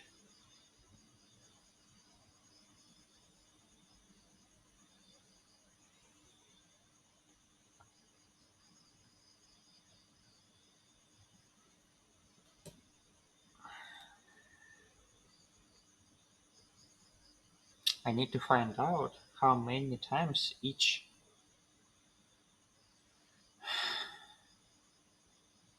column is odd.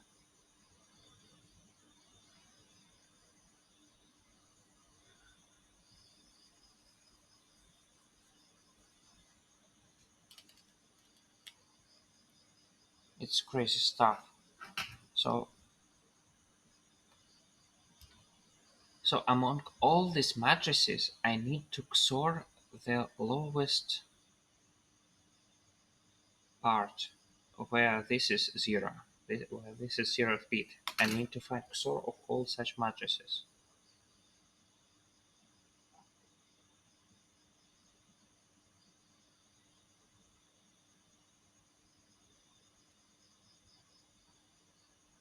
Isn't it crazy?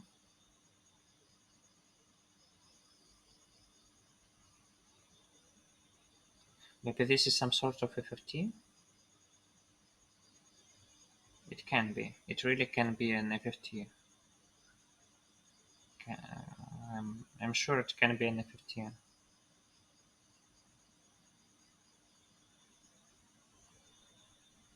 It really can be an FFT.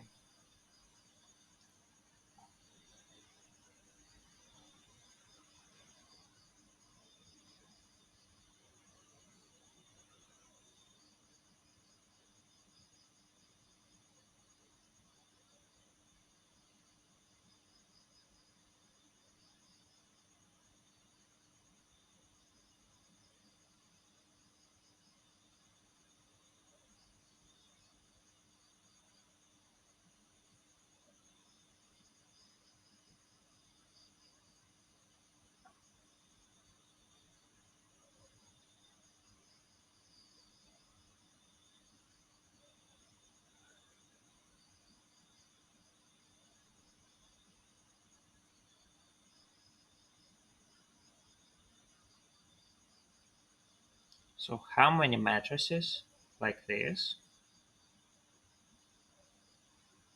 sum to X?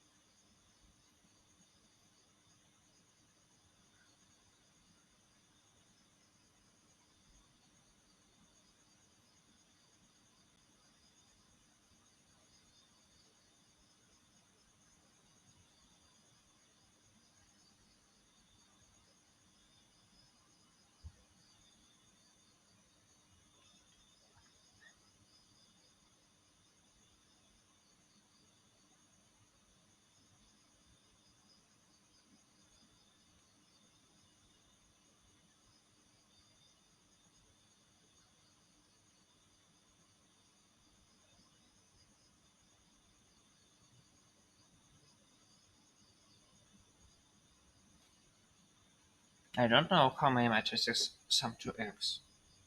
This is not an easy problem.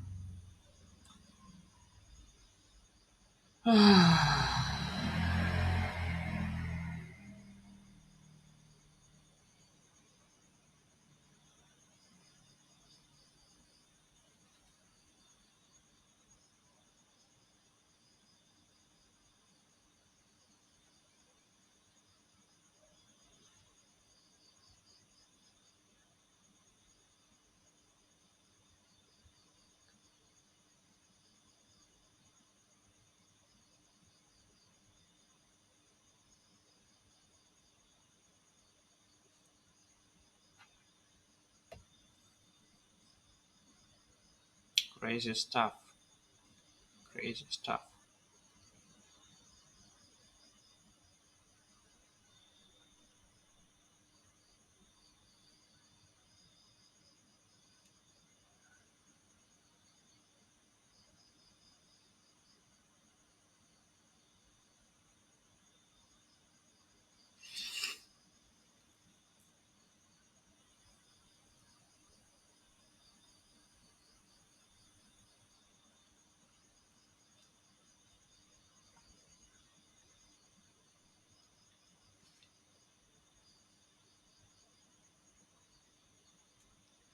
So, so we have this strange matrix.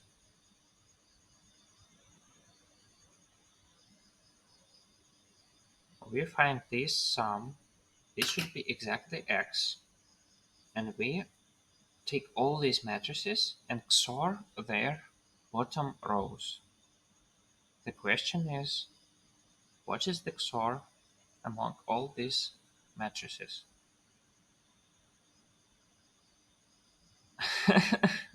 How can I know this? So first of all, it means that n is odd, because if n is even, then this is just impossible. If n is odd, then okay, n is odd.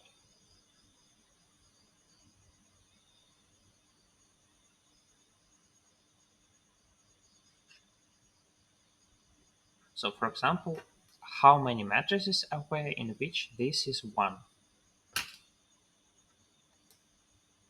Okay, we just subtract 1. We have this strange matrix where this is exactly 0.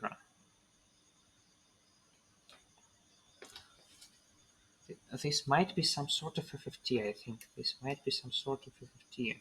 But how? X is really large. X is really large. I don't know how to make such large FFTs. And so this problem is garbage.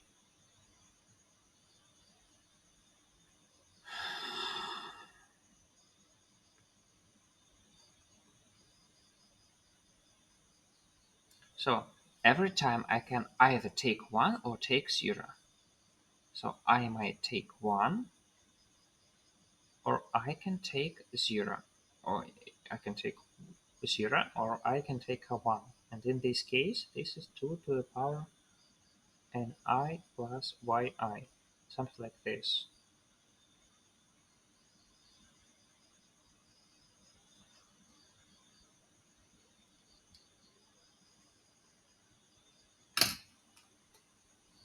Mm.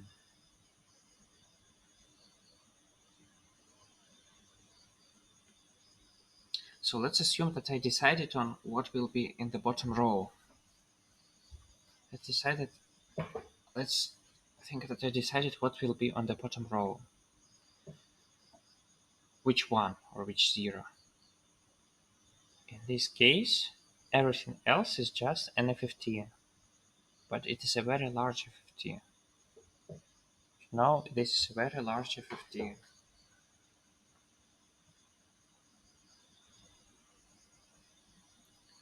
So how many ways of summing this up? And also, this is really important, that every column is non-zero column. So in every column there is something.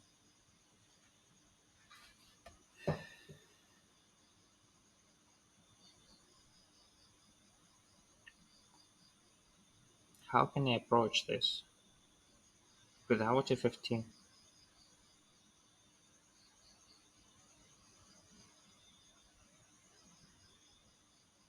And when I'm saying without a 50, I mean it, because if I use a 50, then the power of polynomial, degree of the polynomial should be 2 to the 60th power, and this is too much.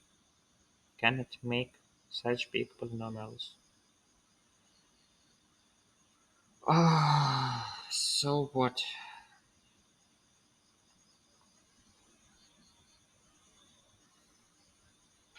bits of n, bits of y, bits of n, bits of y,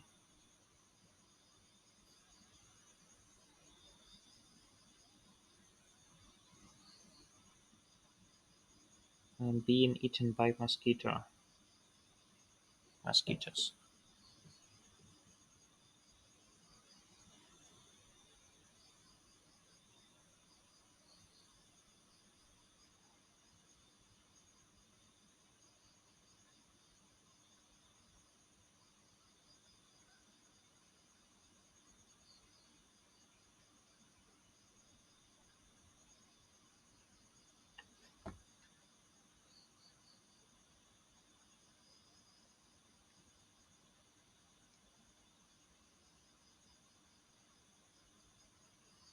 Mm,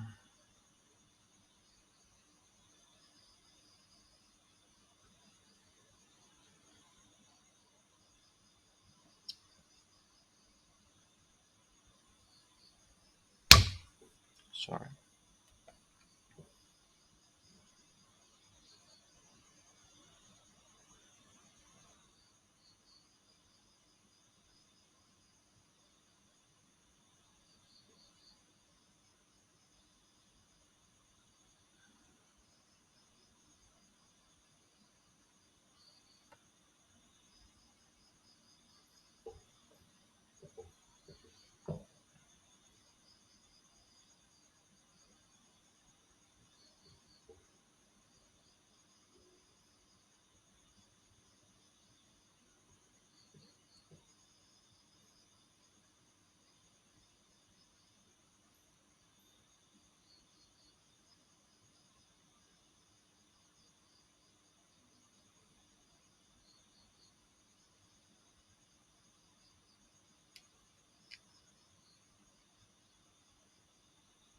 There could be some sort of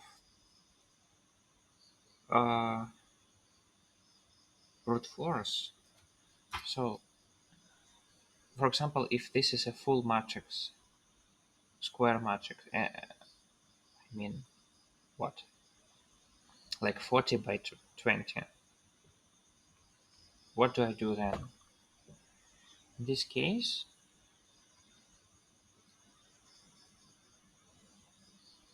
what I could do is just iterate on how many ones are here, how many ones are here, etc. This is kinda doable, but not. It's not doable because there are too much to iterate over.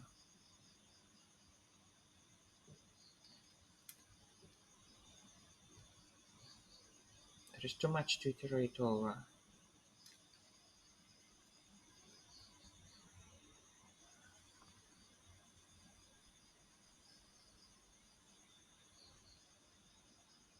Ah, this is a simple dynamics. I think this is a simple dynamics. But I'm so tired, I won't be able to write it in time.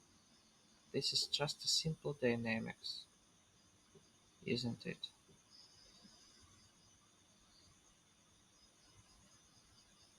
Oh no. This is not that hard though. This is really doable. I'm tired. And I don't understand this solution thoroughly. Okay. Okay.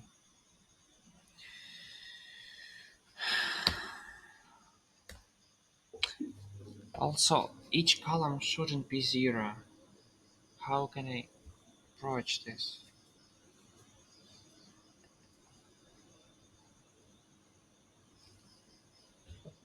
So there are like 400 dynamics. So million dynamics. Oh no, it's not really fast. What a choice do I have?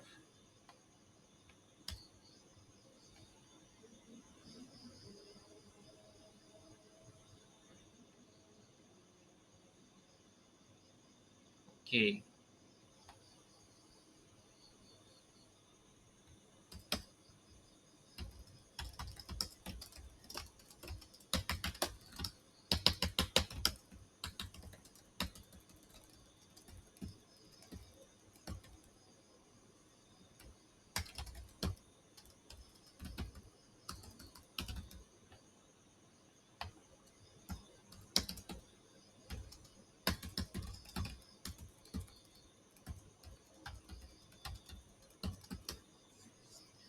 So first of all, uh, we kinda find all bits.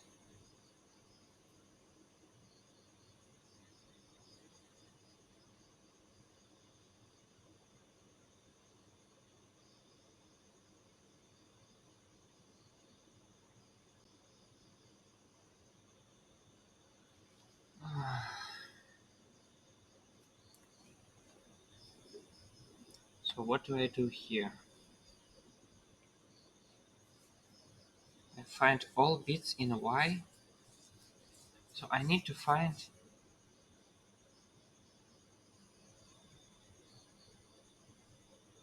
some source, some crazy source.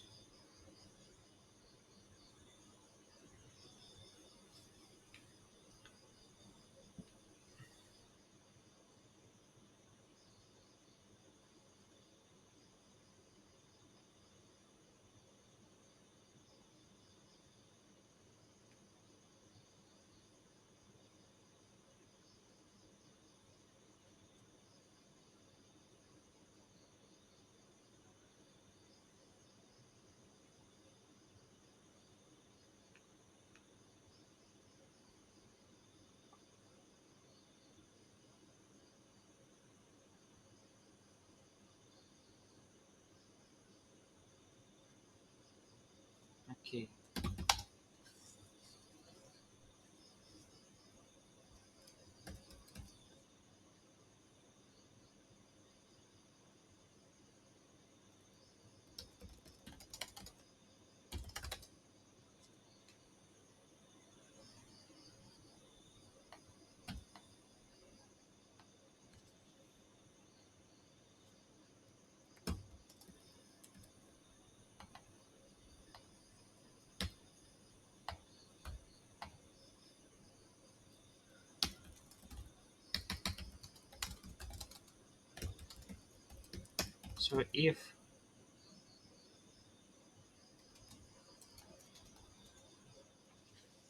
So if I lies in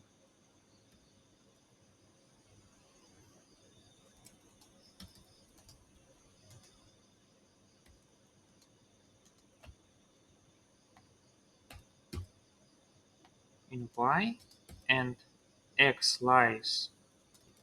J lies in X, then we say that V I plus J implies back IJ. Okay, so the first thing is done. Now we kinda sorry.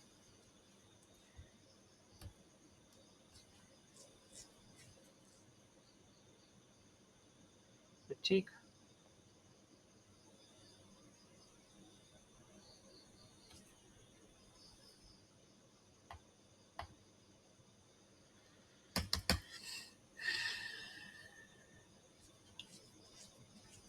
so what do we need to do?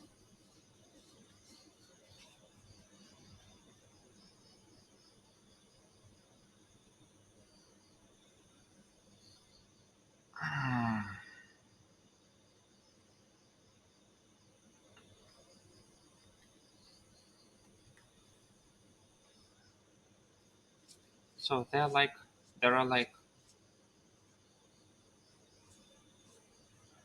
up to 50.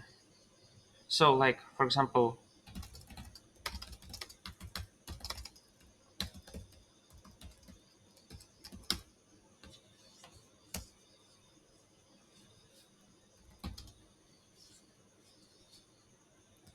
so answer of size.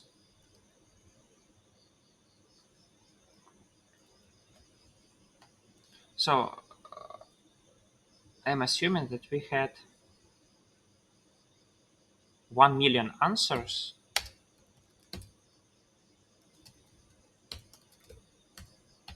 Each of them saying what is the XOR. No, not million, but 50 million? Oh no. 50 million answers is too many.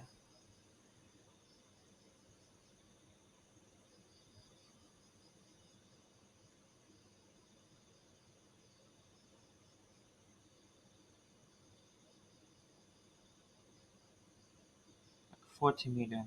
40 million answers is too many, I think.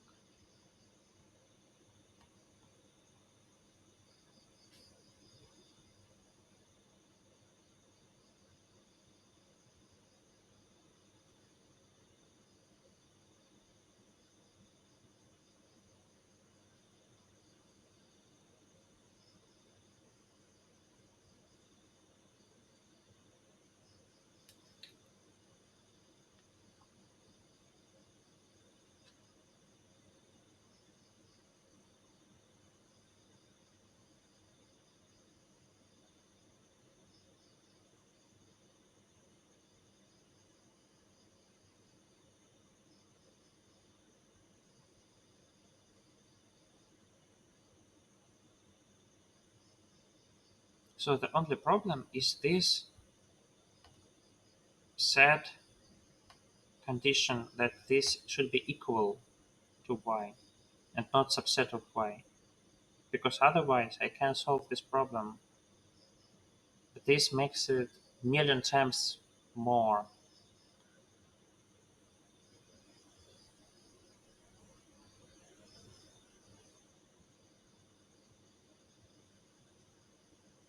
So million times 40, because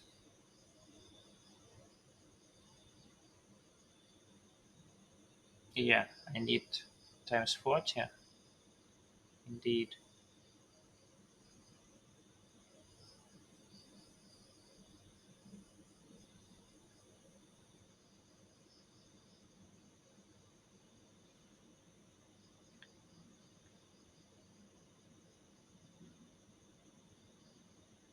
And times 60 because I need to iterate over all bits. So this will be 2 billion and I cannot do it in 1 second.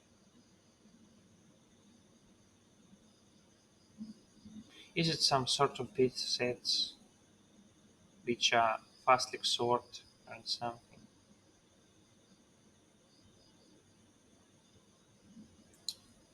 I hate this shit. Okay, this happens. Not all contests are good, some contests are bad. We're totally fine, we're totally fine. 135th place, yeah, yeah, easily. Let's see time limits. How much time the guy spent on this problem? 62 milliseconds. Yeah, 62 milliseconds is enough, and he's just. Yeah. Okay, since I'm fastly eaten by the mosquitoes, the editorial will be very fast. So, if by the time of finishing the problem E, we have problem F in the editorial by authors, I will explain you the problem F. Otherwise, I'm going to sleep because you can see my time now, and this is not 8 p.m. This is a bit later.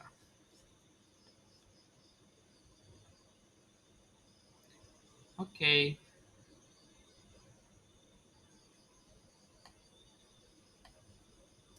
not all contests go good. Not all contests go good. Okay, problem A, guys. Problem A.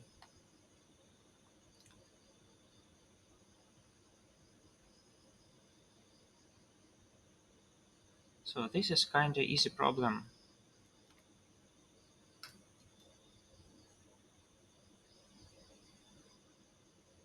You have n whiteboards, and you have some numbers on them. Then you have m operations. You get a new number B1, B2, etc. Bm. Is everything okay? Yes. Uh,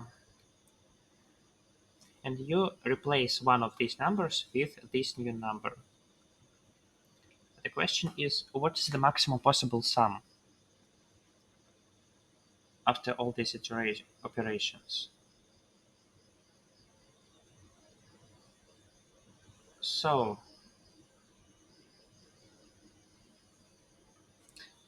there are two ways, my way and a straightforward way. What is the straightforward way? Let's assume that you can have a multiset uh, of all your numbers. Yeah, and then it is easy to see that actually the best thing you can do is replace the minimum number with bi. You cannot do anything better than that. If you replace a larger number with bi, this is strictly or equally bad. You can just prove it, not very hard. So what you need is to have a set from which you can extract the minimum and put there some other number. This can be done with multiset in C++. So the solution will be like n plus m log n plus m, which is fast enough. But there is also my way of doing it. What is my way? Actually, you can just get the following number: bm plus n minus 1 maxima uh, from all a's and all b's except the last one. So if you consider this set, bm except the last one and all a's, then you can get n minus 1 maxima. And this is not, first of all, it is easy to say that you cannot get any better than that, because in the end you will always have bm, and you cannot have bigger numbers than these because only these numbers can appear on these positions. And you can indeed get this. So first of all, let's assume that these numbers are the biggest a's. So they are among these n minus 1 maxima. And for example, these numbers are not among these maxima. And then you do the following. You reserve one number, one place, for everything that you don't like. So if you don't like some number, you just put it here. So if you have a bi and it is useful, so this is among these maxima, then you put it on one of these squares, which are not occupied by big A's, uh, and that's it. Just on one of the useless A's. You just put it here, and this is now occupied. But if it is useless, you just put it in the square for useless pieces. And you do it until the end. In the end, you have bm, and you also put it on the square. And this way, you have bm. Also, you have all big A's, which are among these maxima, because you didn't touch them. And also, you have all the biggest m's that you need, because when you met them, you just put them in one of these useless squares, and these squares became useful, not useless. That's it. So this problem is kind of straightforward, two ways. Both of them work pretty well. Problem B.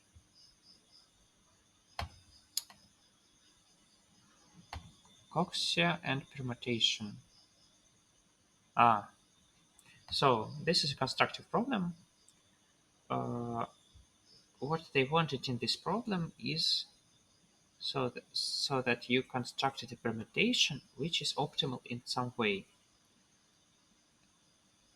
which is this way. So you take all subsegments of length k, you find sorry, this is awful. A subsegment of length k, you take maximum plus minimum, and you maximize over all these subsegments of length k, and you want to minimize it. Okay, so actually you can always find the answer.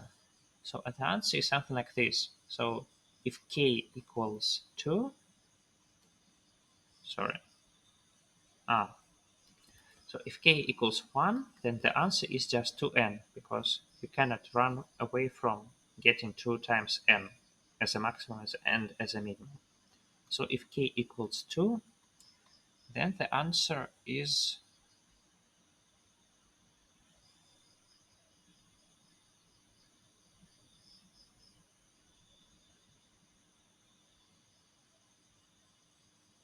I think if k is at least 2, then the answer is n plus 1. This is what I think.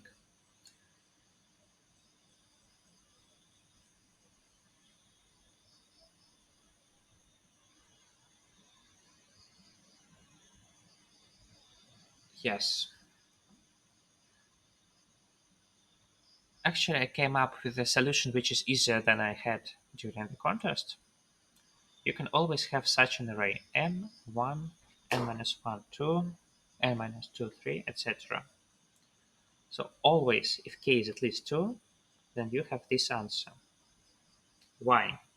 Because since k is at least 2, let's assume that you have some maximum. So this is the maximum. Then minimum will be actually very little, because this number is always, first of all, less than m, because m is a maximum. And since it is less than m, it is actually uh, n minus this maximum.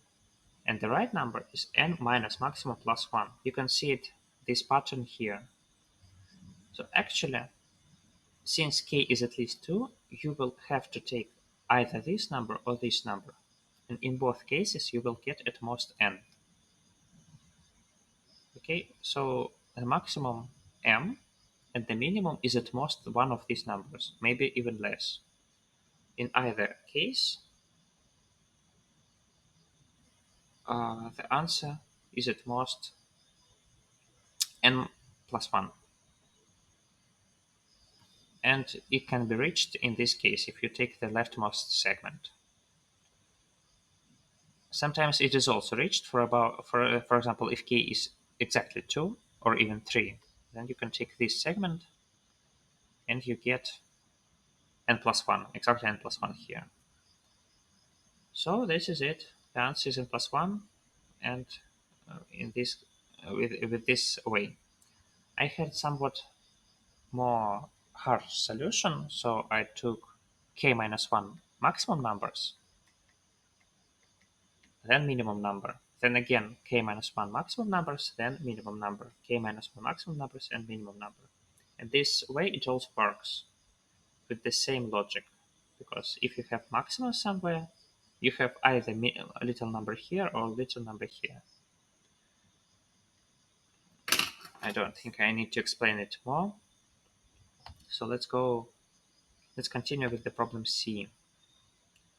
Joy has an array A of n positive integers and wants you to determine whether there is a positive integer x, such as if you add all x to all numbers, you get GCD1.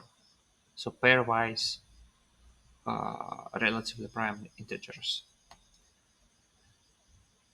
This is kind of interesting problem. First of all, if there are two equal numbers, then the answer is no. Yeah, because they are positive and also x positive. So ay plus x will be equal to aj plus x. And since this is at least 1 and this is at least 1, you will get at least 2. So these two numbers won't be relatively prime because they will be exactly 2. And this is bad. So two equal numbers is definitely no. So the second case, if they are different, then we, how to say,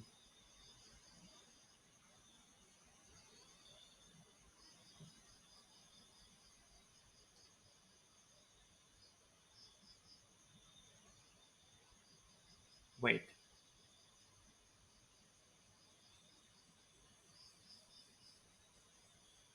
okay, I get it. So in this case, we apply Chinese remainder theorem. What does it say? It says that actually we can solve this problem independently for all primes. Okay, so the important thing is we have to have uh, the finite set of primes that we consider. So let's reformulate this problem.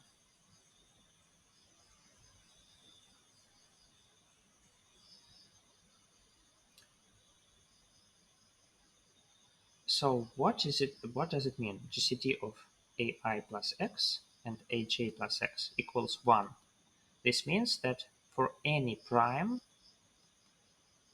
either this does not divide, p does not divide this number or this number.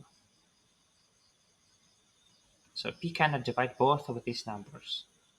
This is what it means. So we need to find such an x such that p does not divide both of these numbers. The Chinese remainder theorem says that we can solve this problem independently for all primes. So for each prime, we can find some x, not necessarily equal x's. And after that, we can combine these x's in one big x, and it will work. The problem is the set of these primes cannot be infinite, because in this case, x might be infinite, and we are not good with that. But actually, we do not need very big primes. For example, let's assume that we have some big prime such that p is greater than any difference between two numbers. In this case, this holds automatically. Yeah? Assume that, for example, ai plus x is divided by this great number p. In this case, it cannot divide aj plus x. Yeah, because this means that it divides their difference, and their difference is less than p. It means that their difference has to be zero, and we consider the zero differences in the first case. So actually, p which are greater than any difference between two numbers are not interesting. We are only interested in little p's, and for each of them we can solve the problem independently. Moreover, I can even continue that. Uh, so the problem is also easy if p is greater than n. Why is that? Because there are p residues, p different residues, and each number occupies some of these residues. Maybe some two residues are equal. And if you are familiar with pigeonhole principle, you know that there is a residue which is not occupied by any numbers. So if this is x, if this is y, we can just take x, which is equivalent to minus y modulo p. And in this case, if we add ai plus x, this will be the same as ai minus y. And ai minus y can be divisible by p only if ai initially lied in this box, but this box is empty. So actually no numbers will be divisible by p at all. So if p is greater than n, this is not interesting. Moreover, even if p is greater than 2n, then this is not interesting. Why? Because if there is only one number in this box, this is also fine. Yeah. The problem is two numbers which are both divisible by this prime, but we have only one number. So if we have a box with only one number, we are okay with that. Maybe the box with one number is not a problem. And there is always a box with one number if p is greater than 2n. Maybe n halved. Let me think. Yeah, n halved. So if n is greater than n halved, there is always a box which is almost empty. There is only one number at most. So the final thing is p is at most n halved. In this case, uh, we just let's look at this as some boxes, p boxes. Let's just iterate over all numbers and put them in one of the boxes according to their residue modulo p. And after that, we just need any box which has 0 or 1 numbers. If there is one of them, if there is some such box, we are okay. This problem is not broken. But if every box has at least 2 numbers, then this is broken. Because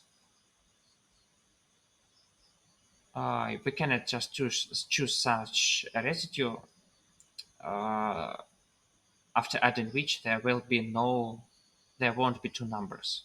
Yeah, since every box has 2 numbers, after adding of every number, in the zeroth box will be 2 numbers, and they are both divisible by p, and this means that these 2 numbers have to have bad GCD, positive GCD, greater than 1. So that's it. For p's which are at most and halved, you do this procedure. You can actually do it not for primes, but for all numbers which are at most and halved. The asymptotics are nearly the same, but it is easier not to consider the primes. And for larger primes, it is automatically fulfilled, so no reason to worry about, no reason to be concerned. Sorry guys, I think there will be no editorial by the end of my editorial, so I will chill, I think. Oh, there are so many mosquitoes. Problem D. Coxie and Mahira playing with a game with 3 arrays. I think I can't explain it during the contest, but I will repeat fastly. I will repeat fast. Quickly but fast. Okay. So, as I said, there are arrays A and B, and array C, which we are trying to calculate.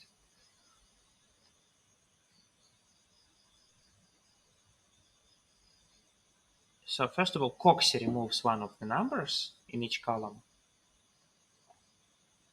and then my hero.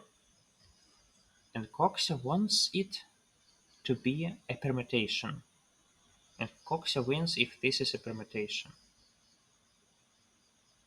So let's look at the final round. Yeah.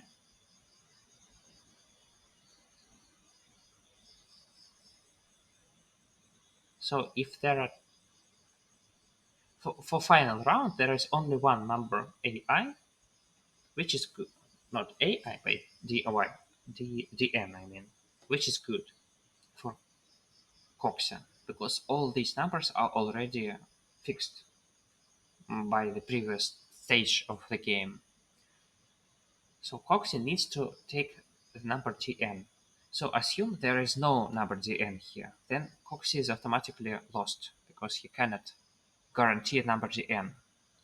Moreover, assume that there is only one number Dn here. then Coxa also loses. Why? Because whatever Coxa does, my hero can just eliminate number dn and take what's the rest.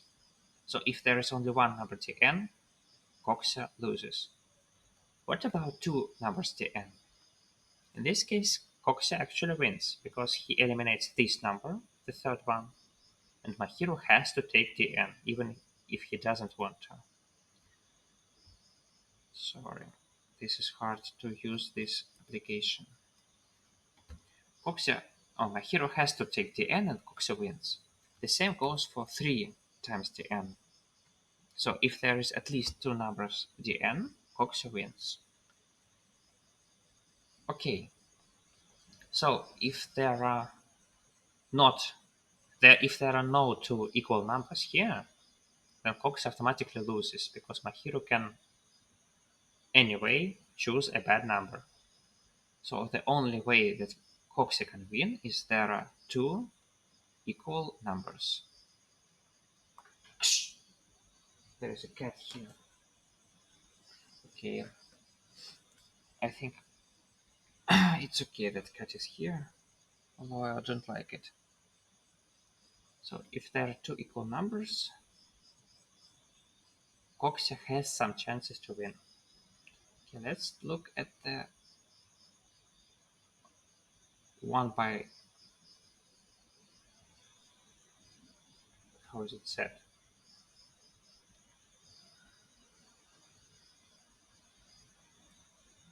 One but last but one. I think something like last but one column. Okay. So if there are no two equal numbers, then Cox automatically loses. So there are two equal numbers, and in this case, Coxy can only win if the last number will be dn. So actually, by this moment, all these numbers are fixed, and also dn is fixed, because it only can be this number which has an equal number in the last column. So by the same procedure, we get that Coxy has to have two numbers dn minus 1 here, and only having that, Coxy can win. We can continue. And thus far, we get the following theorem.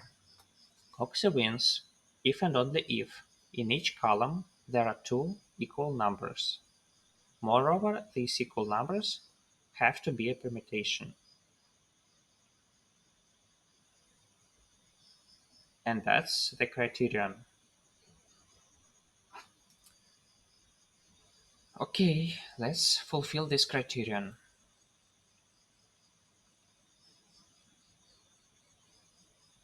So actually, we have some columns and we have some numbers. And in the beginning, we have only A and B. So let's connect a column with a number which lies in this column. So each column will have one edge if these numbers are equal, or two edges if these numbers are different. So this is a graph, bipartite graph between columns and numbers, in which all degrees in the left parts are 1 or 2. And what we need,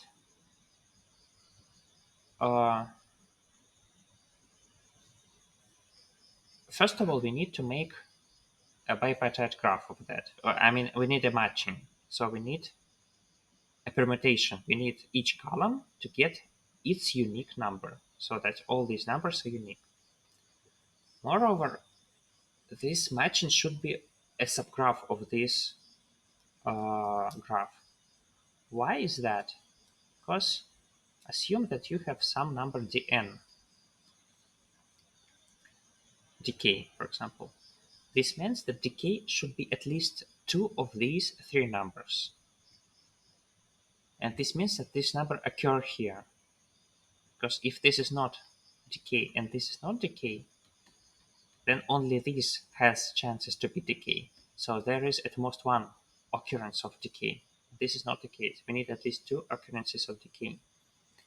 So decay is among AI and BI, and this means that this green edge is an edge in this black graph. So this is actually a matching in this graph. Okay, so assume that we found a matching.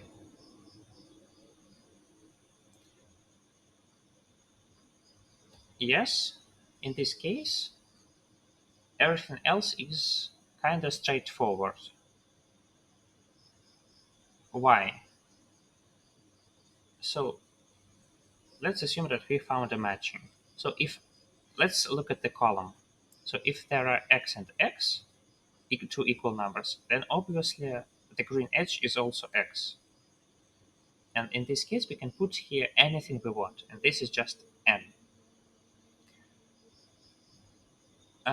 And after that, let's look at uh, a column with two different numbers. In this case, the green edge is either x or y, for example, y. This means that the only thing that we can put here is y, and there is only one way. So for these columns, we have n, and for these columns, we have 1. So if we have fixed the matching, then the number of ways to choose array C is n to the power of uh, xx columns, the columns with equal numbers. So the only thing that we need to do is multiply it by the number of matchings, because obviously all ways in which two matchings are different, they are different pairwise. Yeah, at least because we will have some difference in this thing. So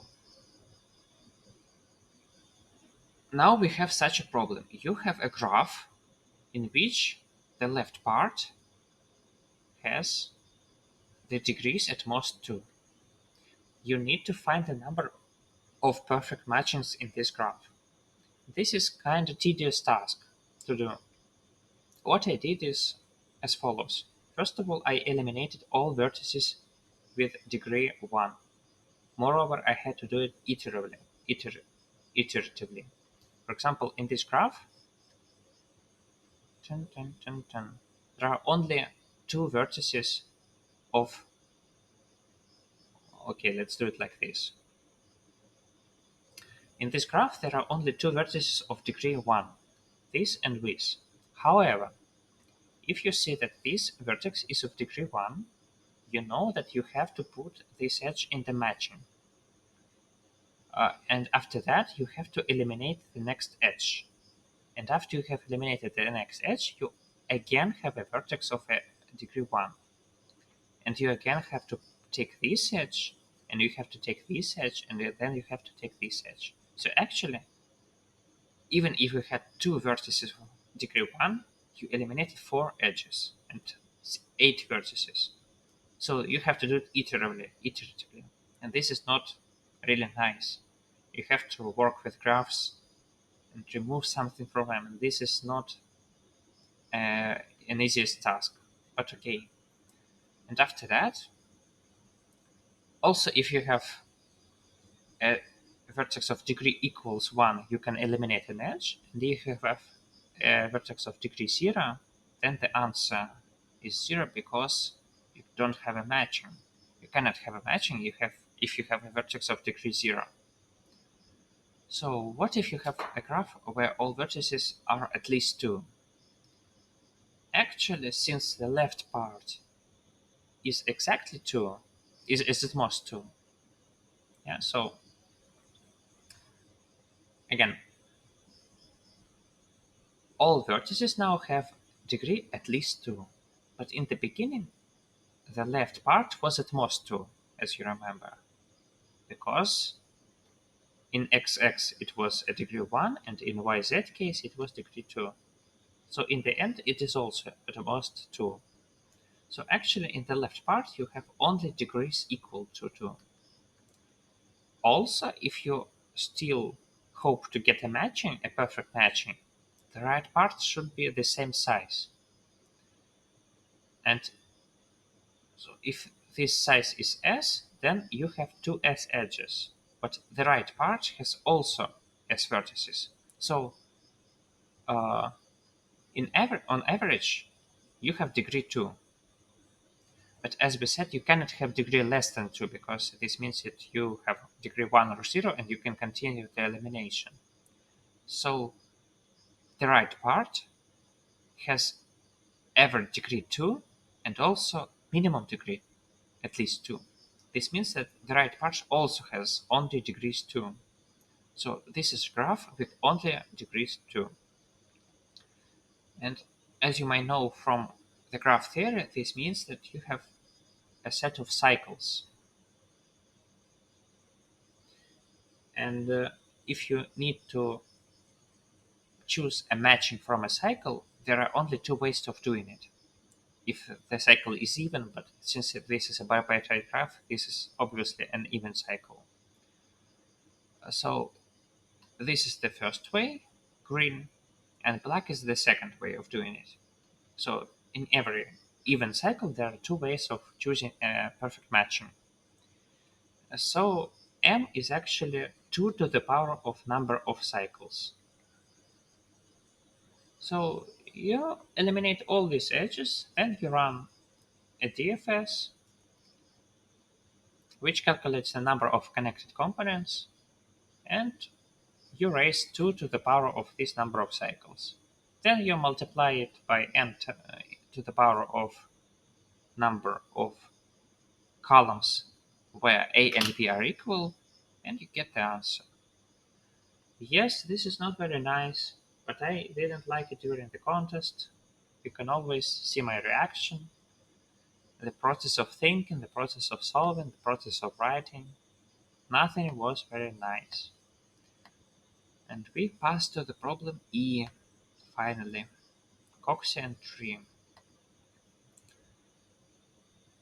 I will have maybe a positive delta, but still, this is something awful. This is something awful, guys. This is terrible. This is terrible because problem. First of all, I solved problem E really slowly and with a wrong answer on pretest 4. And secondly, I didn't manage to solve F because the dynamics were too big. Problem E. So if we have a game. In this game, we have some butterflies in vertices of the tree. We have some order on the edges, and we do the following. We take the edges in this order. We randomly, uniformly at random, independently choose an order on this edge. And after that, uh,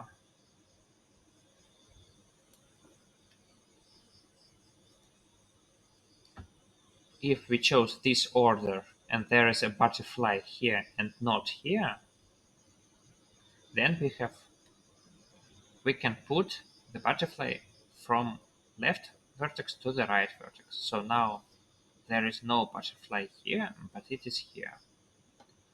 And we do it for all edges sequentially, yes, sequentially, one by one. And the task is to find the expected distance between two butterflies if you choose two random butterflies. This all is modular 998244353. So first of all, I want to eliminate this thing. Instead of taking two equal probable butterflies, I will just take the sum of all distances. So there are k butterflies, there are k times k minus 1 half distances between these butterflies, and I will just find the sum. This is enough because after finding this sum, I can divide it by this number. and simply get the expected value. It is as simple as it. It is as simple as I said. You just find the sum and divide it by this number. There is nothing else you need to do to find this expected value. What about the sum of uh, these distances? And there are two parts of this problem. First of all, you need to find the initial sum of these distances. And the second part is you need to find out how they changed during the game. And technically, the first part was even harder for me, although there are no operations, there are just k fixed vertices in the tree. But still, this was very hard and messy. So, let's start with the first part. How do you do it? You have k vertices in a tree. You need to find all pairwise distances between these vertices and sum them up. This is known as a DFS, uh, a dynamic programming on a tree, dynamic programming on subtrees maybe. And it is performed with DFS. So what we need to do is to understand what we want from a subtree. So if we consider all the big tree as a subtree, all we need is a sum of pairwise distances between vertices, between butterflies. So if there are several butterflies, all we need is to find the sum of all these distances, etc. This is kind of not possible because this is a cycle, so it should be like this. Nevertheless. Okay, so if you want to solve it with dynamic programming, you need the following. If you know the answers for all subtrees, you can find the answer for the big subtree in linear time. And this is a problem because if you know all the distances between these vertices, their sums, this is not enough to find the sum of all distances, because you not only need to find these distances between the vertices in the same subtree, you also need distances between different subtrees, like this, or even this if this is a chosen vertex. So this is hard. And to solve it, you actually need some extra data. First of all, let's assume that this vertex is also chosen. What do we need? Actually, all we need is to find the sum of all distances from these vertices to this vertex. Okay? Let's divide it into two parts. Above this line and below this line. What is this sum? This is just sum of distances from butterfly to the root. Okay? So you just need to find the sum of all these distances. And what is this one? This is just the sum of these distances is just the number of edges. And the number of edges is equal to the number of butterflies. So third thing that you need is the number of butterflies. Okay, let's put a plus to the left of the thing if we know how to solve it. We still don't know how to solve the first thing, but we know how to solve, for example, the third thing. So if you know the number of butterflies in all these subtrees, then you know how many butterflies in the big subtree, because you can just sum them up, and if the root is also a butterfly, you also add the root. So we can solve it. We can solve 3 using only 3. I will also write the number of items that you need. What about the second one? So if you know the sum of distances from butterflies to their roots of their subtree, how do you find the sum to the bigger root? Actually, it's the same as if this is a butterfly, because you only thing that you need is to add these edges the needed number of times, and the needed number of times is the number of butterflies. So actually, you can also solve 2. This is kind of like 2 plus 3 of all subtrees. So if you know the number of butterflies and you know the sum of distances to the subtree roots, you can just add them up and get the sum of distances to the bigger root. This is okay. Okay, can we now solve the problem 1? Yes, but not quite. Yes, we found these distances between the vertices in the same subtree, and also if the root is a butterfly, we can manage it. But there is still one thing that we didn't manage to do is it is the distance between different subtrees. For example, this one and this one. So this path isn't included in our sum. We need to do something about it. Okay, let's do it. So let's consider one subtree. All we need to do is several times add the length of this path for all vertices.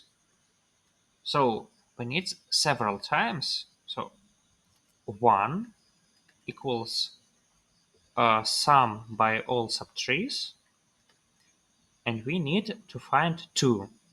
We need to take 2, which is just sum of distances to the new root, times, okay, it's not like 2, it's like 2 plus 3 of a subtree. How many times? That many times, how many vertices are there in the other subtrees? And this is like 3 of the whole tree minus 3 of this subtree. So how many times you need to add this sum? That many times how many butterflies are there in these two trees. And this is the number of all butterflies minus root and minus this subtree. So like all butterflies minus this subtree. And you multiply this by 2 plus 3 for this subtree. And you sum with this for all subtrees and you get the needed number. Okay, and this is messy. I needed to pass 12 arguments, or how many? Let's look. So my DFS had 1, 2, 3, 4, 5, 6, 7, 8, 9, 10, 11, 12. Yes, 12 arguments for one DFS. This is kinda crazy. But okay. So the first thing is how to find the initial answer. Now we need to understand how it changes. So assume that we have one edge, and we need to understand the change of the answer for one edge. And there are this subtree and this subtree. Let's just assume that we had a butterfly here, and it moved here. What happened? Uh, Now this butterfly is 1 unit farther from, or further, I don't know. Farther, I mean. I think farther. Further. Further?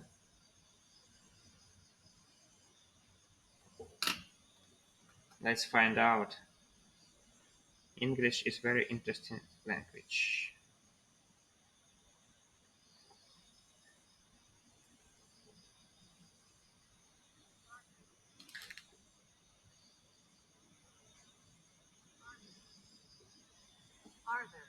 Yes, farther.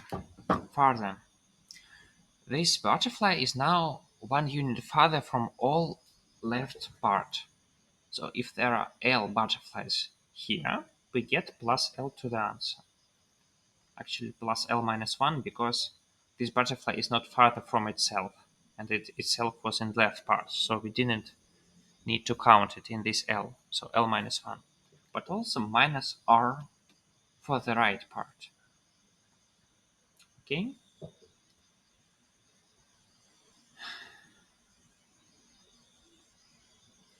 And the same goes for vice versa.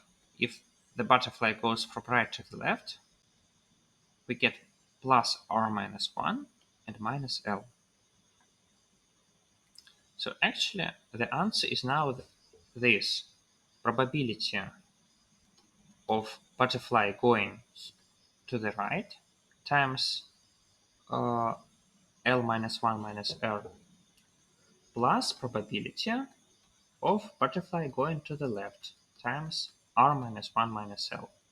So if we can calculate both these numbers and also L and R, we are okay. First of all, L and R. Initially, we know L and R because we had that crazy dynamics on the subtrees. So for each subtree, we know how many butterflies are there. So for each edge, we know how many are there and how many are there. And important step in the solution is to understand that actually before using this edge, no butterfly could change its half. So for example, if it is in left half, there is no way to go to the right half without disturbing this edge. And you disturb this edge only once. And now it is not disturbed, so now no butterfly changed its part. So actually all which are here in the beginning, they are also here by the beginning of the ith operation. And so the same goes for the right part. Okay, so L minus 1 minus R and R minus 1 minus L, we can calculate them both very easily. What about these probabilities? And this is kind of interesting. I liked it in this problem.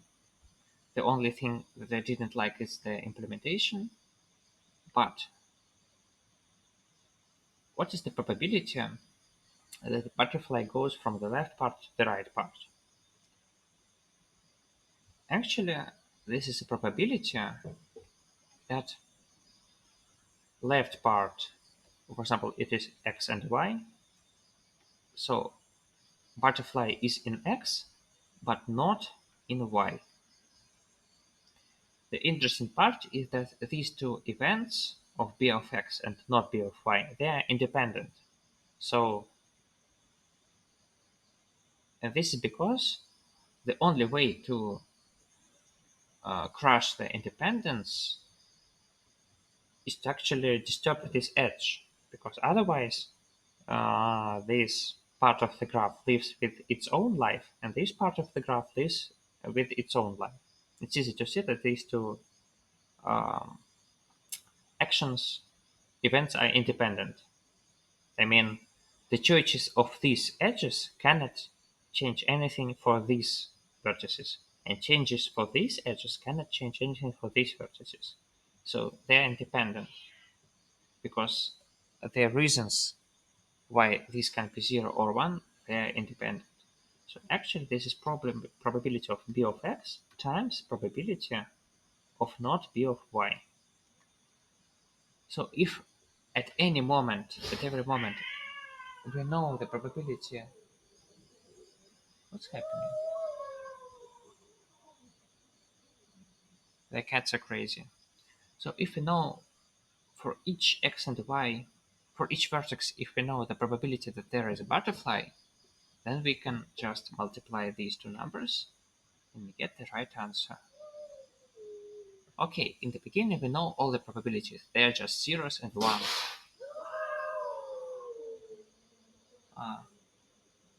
There are two cats which are fighting just now, right now.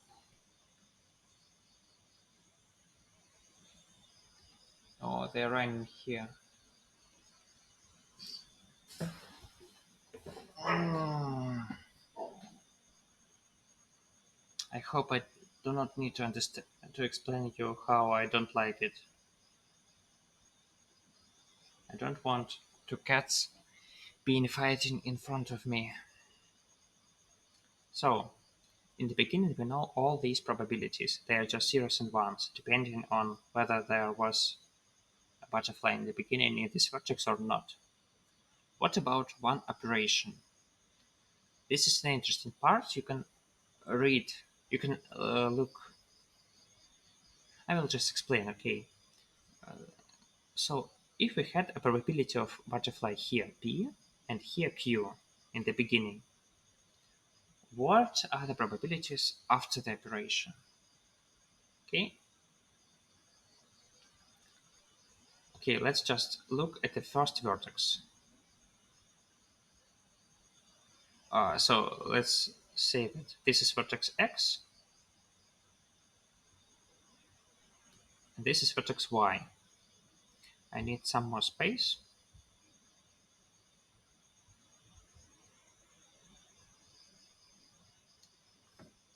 Okay, so we have vertex X and vertex Y, and we want to find out what are the new probabilities for butterfly being in X and in Y. So new probability P prime of butterfly of X. To do it, let's make two tables. The first table is what are the probabilities of four incomes. There are four incomes of what do we have in the beginning. So we have B of X, not B of X, B of Y, and not B of Y. This is the probabilities, initial probabilities. And the second table is the same, but we also want to find out what happens with the I mean new value. Oh, sorry,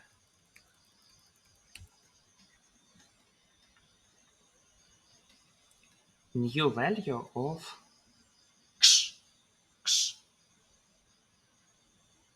Why is it ignoring me?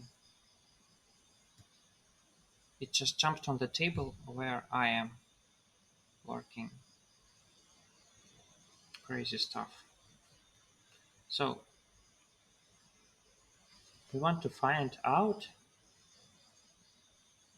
b prime of x. This is what we want to find. Okay. So initially, the probabilities are as follows. So pq 1 minus pq, p1 minus q, and 1 minus p1 minus q. Okay. So what is b prime? Uh, so if there are butterflies in both x and y, then it's just 1. Uh, if there are no b of x, but there is b of y, then actually it's 50%. 50% the butterfly comes from y to x, and 50% it doesn't. In this case, it is also 50% doesn't, and 50% does. And in this case, it's just 0. So you just need to add up these numbers. First of all, pq plus 50% times 1 minus pq, and also 50% times q 1 minus 1, p 1 minus q. Actually, it's just p plus q halved. So this is average of p and q. The same goes for y. So actually, after you have applied this edge, the new probabilities are with the same sum, but they are now equal. They are equalized. So I think we have now understood how to solve this problem. We just maintain these probabilities of butterfly being in a vertex. And before that, we found the initial answer, and we found also the numbers of uh, vertices in subtrees or butterflies in subtrees.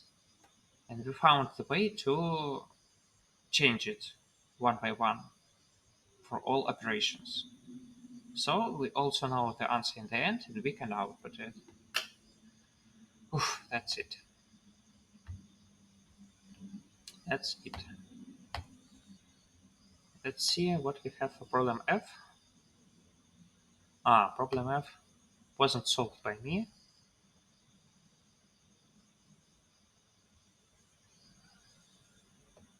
And honestly, the happy part for me is that there is no editorial. And since I'm pretty fully eaten by mosquitoes, I'm very happy to stop my editorial. So I will just go to sleep. That's it. Thank you for watching my comprehensive editorial. Oh, okay. Sure. Okay, the light is very bad, so my face seems orange. But I may assure you my face is not orange. It's normal color. So thank you for watching. And if you want an exercise, then you have an exercise. Solve problem F and tell in the comments how did you solve it. Uh, okay, goodbye.